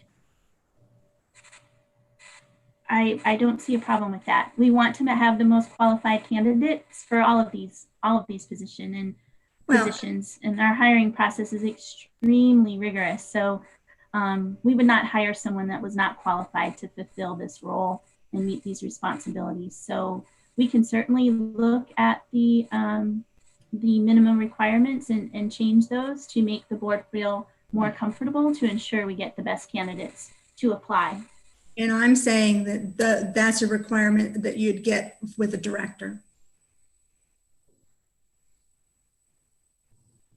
Dr. McLaughlin, can you hear me? This is Larry. I have a question. One of the things that we really haven't discussed is the advances with the data warehouse. So I really have two questions. The first is, isn't it the data that drives the decision making? And it's the responsibility of the coordinator to make sure that there's clean, accurate data that's communicated properly to the right people at the right time. And what advances Yes, it would be. Let me interrupt you, Dr. Weeks. Why isn't that a director's job? And so what advances have been... Dr. Weeks? Yes. Let me interrupt you. Why isn't that a director's job? I think where I'm going with this is the integration of the positions with regards to having a standard voice in collecting and communicating the data with consistent strategies for what to do about the data. And so that's what a director does. Something that would go along the lines of having that data available live and not necessarily segmented, but transparent and available for principals at any time. Has there been any conversation, Dr. McLaughlin, about effective use of the data warehouse to make regular data available to principals on a live basis? Yes, Dr. Weeks. The data warehouse is a very important piece of our principals owning their data, our IISs owning their data, our teachers owning their data.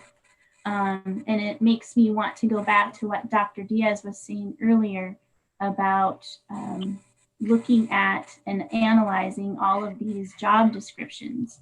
And what we found is there was a lot of redundancy, as Dr. Diaz said, amongst data people in many different departments. That's why we've moved enrollment underneath MIS, as well as the student data specialist from the assessment department under MIS. So all data is housed in the same place. Right now, there's too many people working with the same data. Our principals, our IISs, our teachers get very confused about where do I go? Who do I talk to about data? So the data warehouse is improving month by month, year by year. And the data warehouse, along with all the assessment systems. The data warehouse, my understanding, it doesn't have any of that, any of the assessment data that you're talking about in it. It doesn't yet, Ms. Benjamin, but we are working on that. I was going to add that the data warehouse has specific data in it, and along with our assessment systems, our Ames Web Plus data dashboard, our Galileo data dashboard, ADE has a portal where principals can access all of their AZ M2, what used to be AZ Merit data. Our principals, our teachers, our IISs, we as district leaders need to understand those systems. We need someone to coordinate that understanding for us, that learning for us, so that we can use the data to inform our instruction. So yes, the data warehouse is not the only system that we have to understand how to use, but it does house very important data. All of our EL data, our discipline data, our attendance data. Yeah, it has synergy. We are moving into, we eventually will have our assessment data in the data warehouse also. Yeah, and I'll end it at this point, but I'll just say that I think it is a mistake considering where we are and the number of schools that are in trouble to not have someone with the expertise who's had a lot of experience step into that job. I think you can write into the, if you wanted to adapt the job description for the director's position to add more in terms of collaborative work with curriculum, although I've never been in a district that didn't have that continuously because it just makes sense. And so my motion did not have a second, and so I will have to vote no, unfortunately, on all of these, even though that's the only one that I think is a huge mistake. With that, if there's no other comments. Okay, all in favor of this motion, say aye. I don't think we have a motion. Oh, I thought we did have a motion in a second, didn't we? Yeah, we did. I made a second one, and I didn't. I see it. Yeah. Yeah. I'm so sorry. This is Kim St. Clair, Board Secretary. The motion, as it had been stated before, was administration recommends that the governing board approve the new job description, coordinator of assessment and accountability. And there was going to be a statement in there with the revision of, I believe it was for the, rather than preferred, but minimum requirement of 3 years experience, coordinator of technology, coordinator of language acquisition, and coordinator of success. I just had with revision in parentheses after assessment and accountability. That was moved by Dr. Laura Diaz and seconded by Carmen Trujillo. And then there was the other motion that was made by Mrs. Benjamin. Right, that did not have a second, right? Yes. Now I don't have an option of not voting for those other positions, which is unfortunate that it is what it is. So all in favor of the motion, say aye. Aye. I'm sorry, can I ask a question or is it too late? Go ahead. Just quick question, Dr. McLaughlin, or I guess a comment. I hope that by approving the coordinator position that it doesn't burden our principals and I think they're called IES positions with more work. So I would just, we could do this offline. I just want to know a little bit more how we will mitigate against that happening because I don't want to take their attention away from their school sites. We agree with you 100%, Dr. Diaz, but we can certainly talk more offline if you'd like. Thank you. So we'll finish up. All in favor, say aye. Aye. All opposed? No. Motion passes. Did you vote? Okay. We're on to request approval of school safety social work job description. Dr. Hidalgo. Yes, I am very happy to bring forth this request to approve job description for school safety social worker job description. This is part of the school safety grants that Ms. Ray worked on along with Ms. Malika Wadley, which I believe has joined us on the call to obtain additional social workers or SROs for our schools, dependent on what the school's needs were. In this case, we had 2 schools that requested social workers and they were granted to them. The schools that requested the school safety social workers were Kenilworth and Dunbar. The reason we're bringing a job description forward this afternoon, although we already have social worker job description, this one's a little bit different than our traditional social worker positions. These specific social workers will need to attend ADE meetings. They need to be an active member on school safety teams, and they need to be directly involved in data collection and reporting regarding bullying threats, et cetera, to ADE as part of the requirements of the grant. The other difference in this particular job description is because they are grant funded positions, they are on a different salary schedule according to what the Department of Education has provided guidelines on. So it's a little bit different than ours. If you do have additional questions, I'd be happy to answer them, but I think Ms. Wadley would be able to add to any questions you might have regarding the role of the social workers. Are there, so I am requesting approval. Okay, requesting approval. Can I have a motion, please? This is Carmen Trujillo. Go, Carmen. Sorry about that. This is Carmen Trujillo, and I so moved. Thank you. Second? This is Lene Almy. I'll second. Okay, now, are there questions or comments? This is Dr. Diaz. I have one question. What school they go to? It's, oh, sorry, never mind. Kenilworth. That's okay. I saw that. Other questions?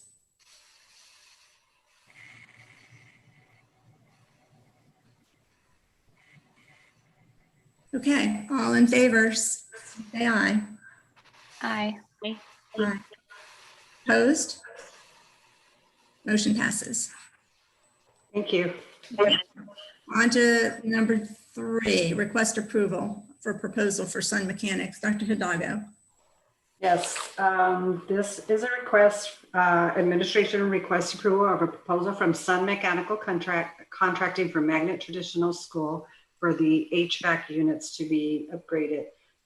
This contract has been reviewed through procurement, as well as we have an engineer that's working with our plant services department and Sun Mechanical. The HVAC units and Magnet, the HVAC units and pumps at Magnet are 23 years old, and they are past their median service life. The energy management system is also obsolete and no longer supported by the manufacturer. Replacement of the units will provide a comfortable learning environment while also becoming more energy efficient. With the HVAC replacements that we did in the last couple of years at Herrera and Capitol, we have seen a huge decrease in electrical bills from the previous years. I do have Mr. Anthony Parra and members of Sun Mechanical who have joined us on the call. If you have any technical questions regarding the request, this request would be funded through our bond dollars and not part of the M&O fund. It is a huge expenditure, but it is very much needed to maintain the facility at Magnet School. So I would request approval of the agenda item. I need a motion, please. This is Lene Almy. So moved. A second? This is Dr. Laura Diaz. I second. Thank you. And are there questions, comments? Yes, this is. Sorry, oh, go ahead, Carmen. Ms. Benjamin, if I might speak. I just wanted to ask if we've always had just a 2-year warranty on these things.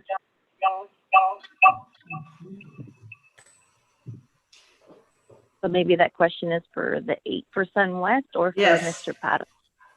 Mr. Pata, can you respond to that?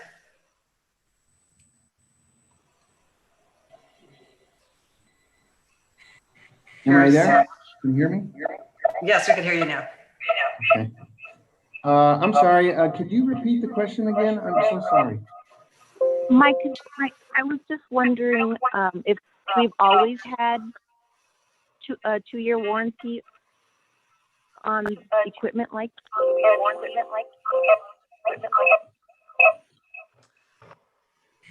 Mr. Pata, I think you might have two. Kind of broken up because I'm getting a double voice on my computer, but if the question was the warranty, it is 2 years.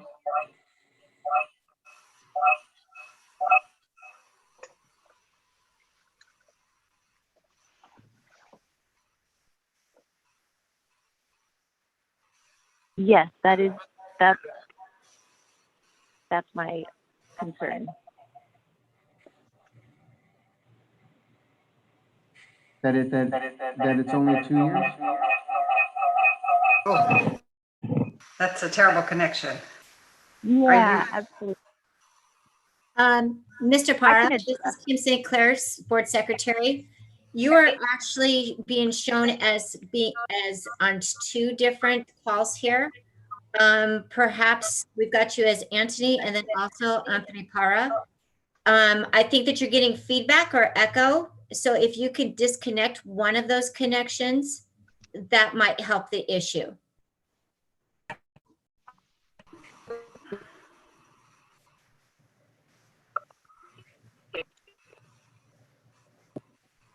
Okay, have we cleared it?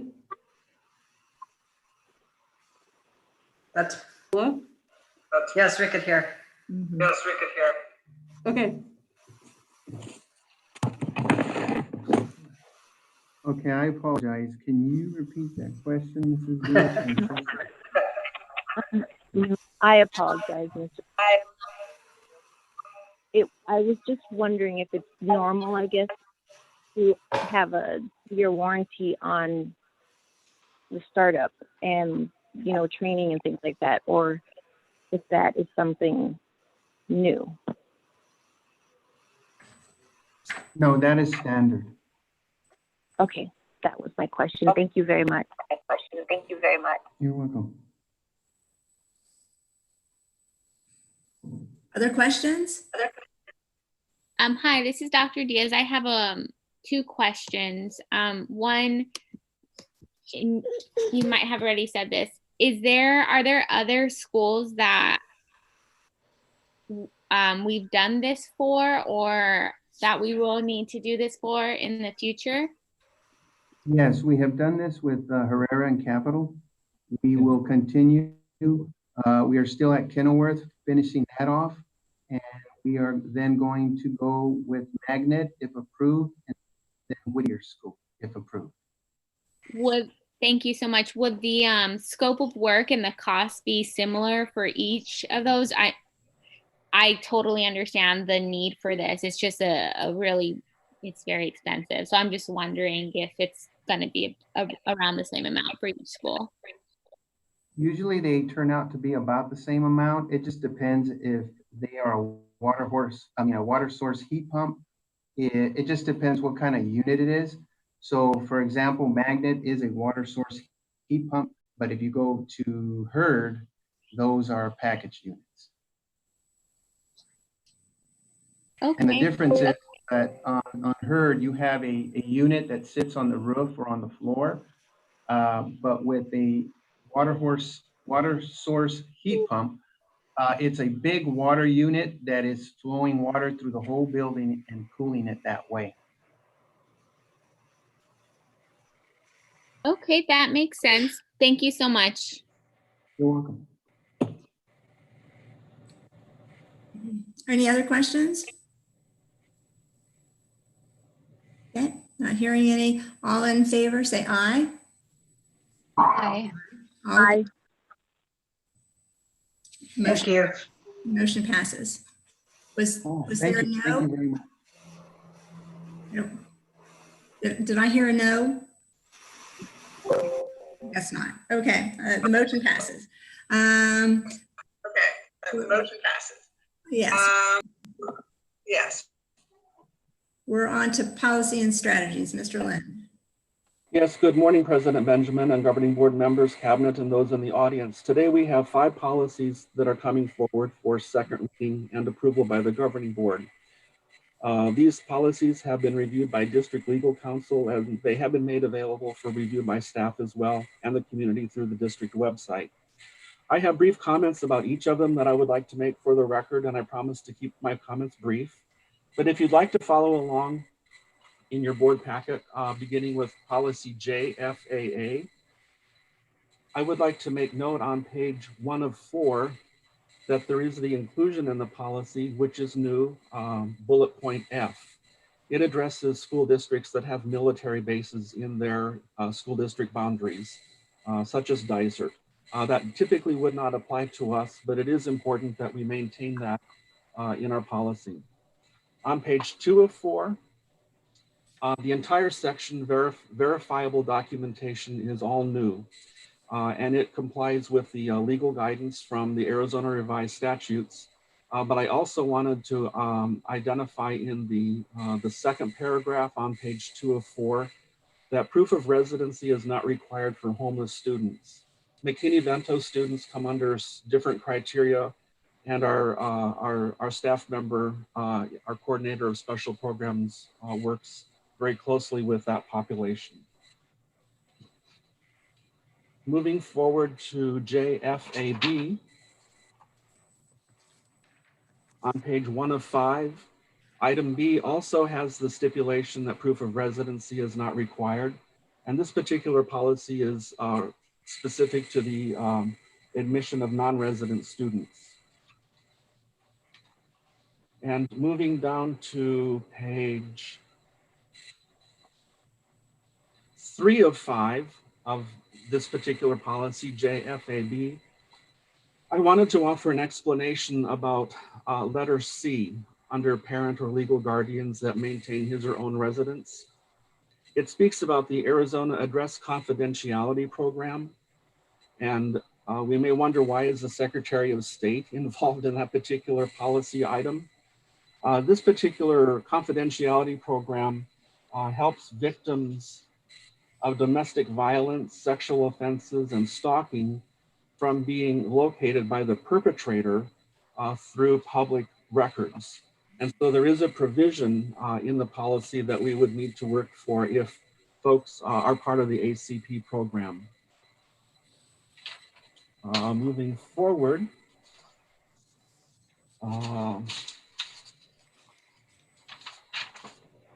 JFABB, which is the admission or exchange on foreign exchange students.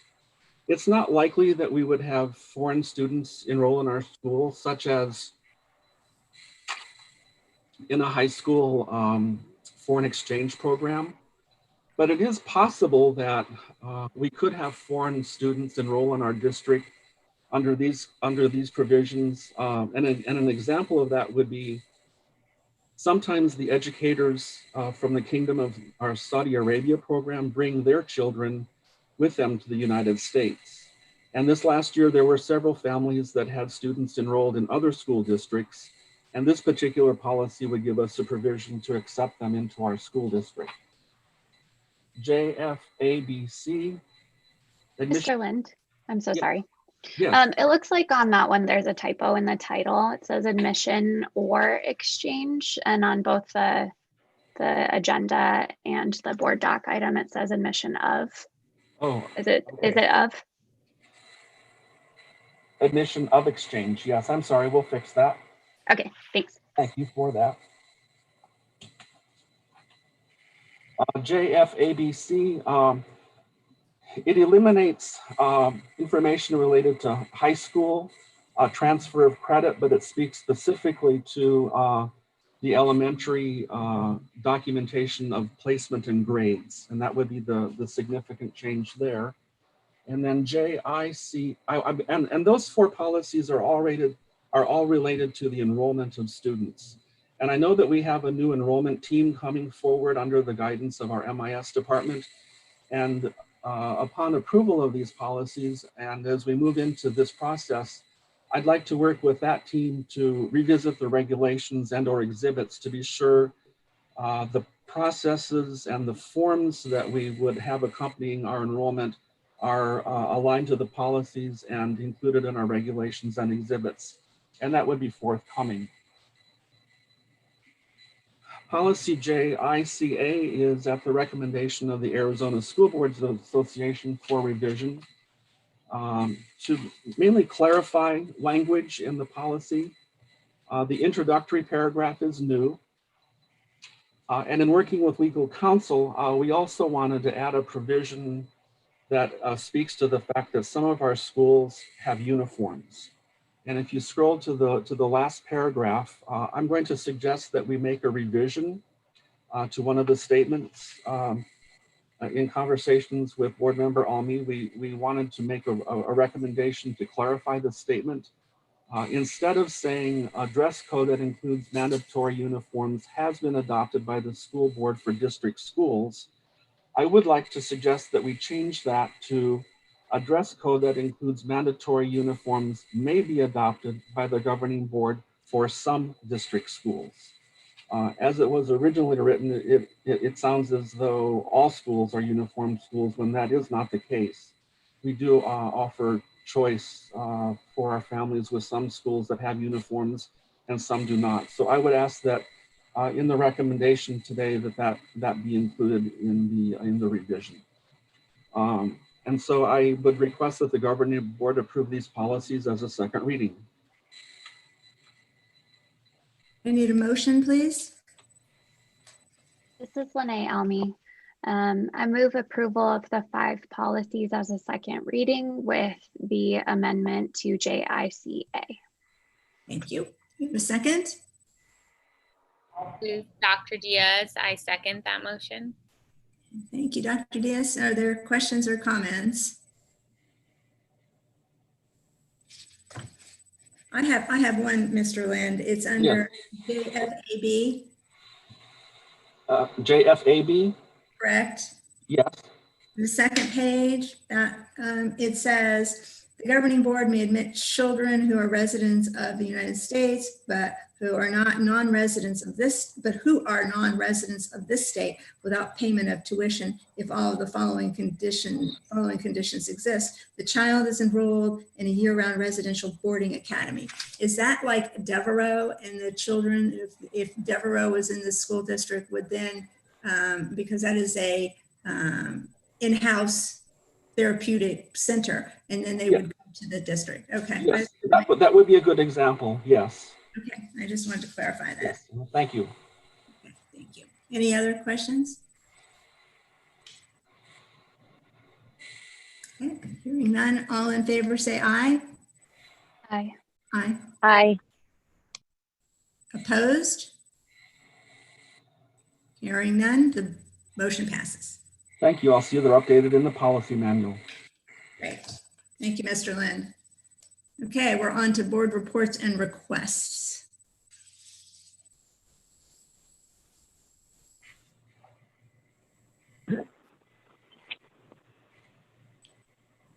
I think this is Carmen Trujillo, Miss Benjamin. Yes. I wanted to go back to D5 and ask if we are removing it without taking any action on it or not. I needed a little clarification on that. And so I'm wondering if we should table it. I'm going to request that we put it on the next agenda. Okay, perfect. I just wasn't too sure if we took full action on it or not. Thank you very much. So I am now requesting that we put that on D5 on the next agenda. Okay. Other comments or questions or requests? This is Dr. Diaz. I just want to share a request that I made. I have asked that the Phoenix One Foundation have a routine presence in our board meetings monthly, similar to what Phoenix Union does. I think that they play a very unique role in our community. And I think that it's really important for the board to have a stronger relationship with them and understand, what their processes are, what types of money they're bringing in and how it's benefiting our students.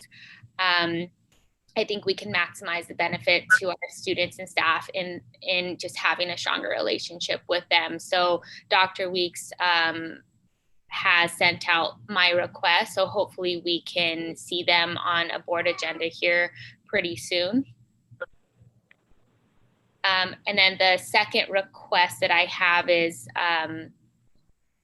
I would like to make sure that our marketing, PR, and communication presentation happens at the same time next meeting, so we can be informed as we move forward with a vote.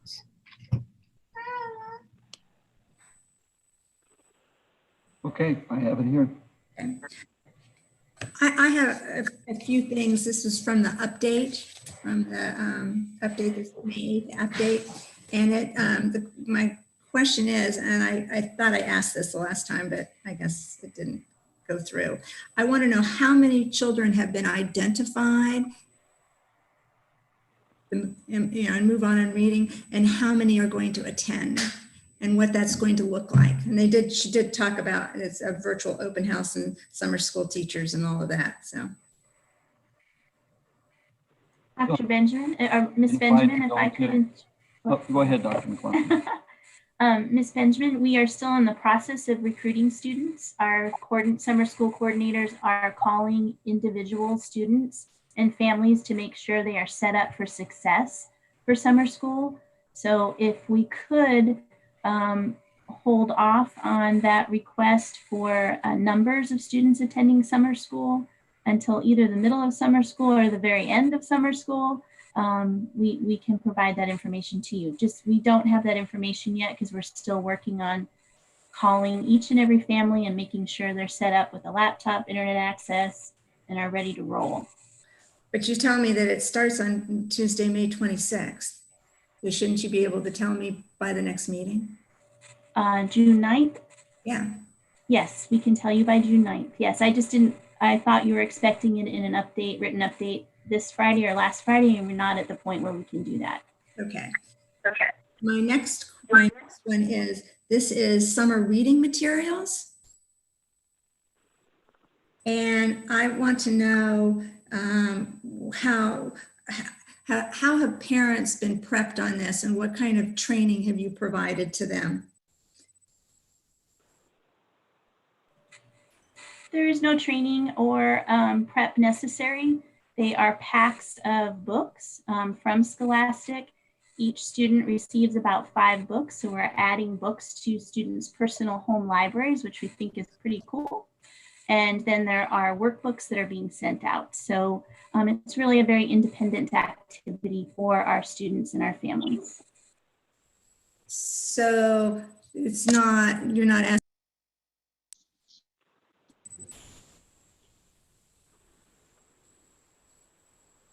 I'm sorry, Ms. Benjamin, you went to mute and then back again.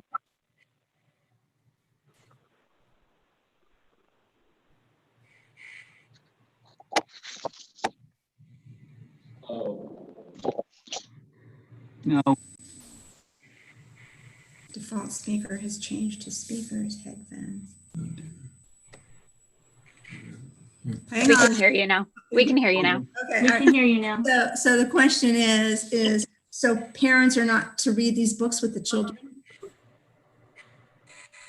They are, like, if a student takes a library book home, Ms. Benjamin, parents are able to sit beside them and read if they'd like. Yeah, they're just library, personal, we're building our students' personal libraries. Okay, well, I know that at least when I've sent things home, I've prepped the parents in terms of asking questions and trying to get some critical thinking out of them and what's going to happen next and those kinds of questions. So that's why I asked that. My next question is, did you do any gifted cluster training this spring? No, we did not. The pandemic hit on March 16th, and we were planning on doing cluster training in March. So no, we did not. When are you planning on doing that now? To be honest with you, we do not have that in the plans right now. We're still trying to get through this school year, get through the pandemic, and plan for how are we going to open next school year. We will have our professional development plans soon, but honestly, right now our focus is supporting our kids and our teachers to get through this school year, and then we'll plan for next year. So I'm assuming I'll see some PD about that. And finally, now that you're starting your teams, your action teams, I'd like a list of the members of the team and what their role is. In other words, this is a teacher, this is a nurse. I'd like to see how many nurses are on the teams, how many health professionals in our community are on the teams, because I think they're important in terms of where we go with this. So, along with, of course, community members and teachers, because the teachers are going to bear the brunt of whatever happens in the fall. So. Yes, those teams will be formed by tomorrow, and we will get that list to you in a written update next Friday. Great. Thank you very much. Any other requests or reports?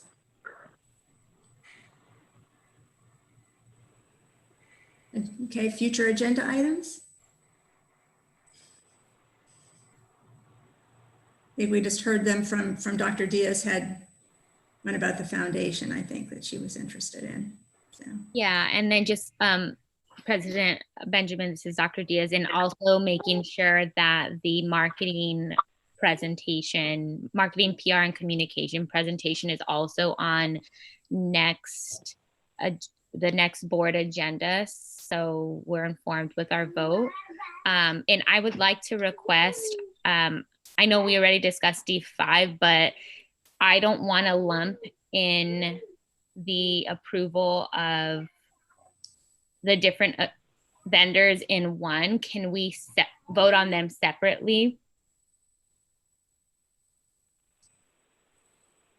What we can do is we can put the other two back into consent at the June 11th meeting and have a single item come under, let's say, Dr. Hidalgo, Dr. McLaughlin.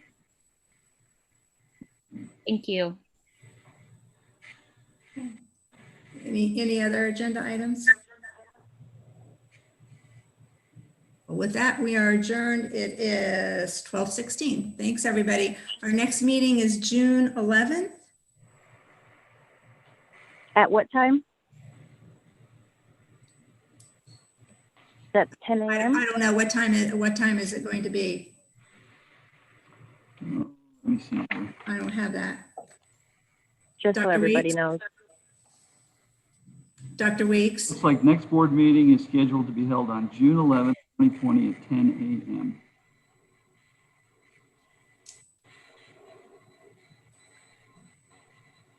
Does that work for everybody?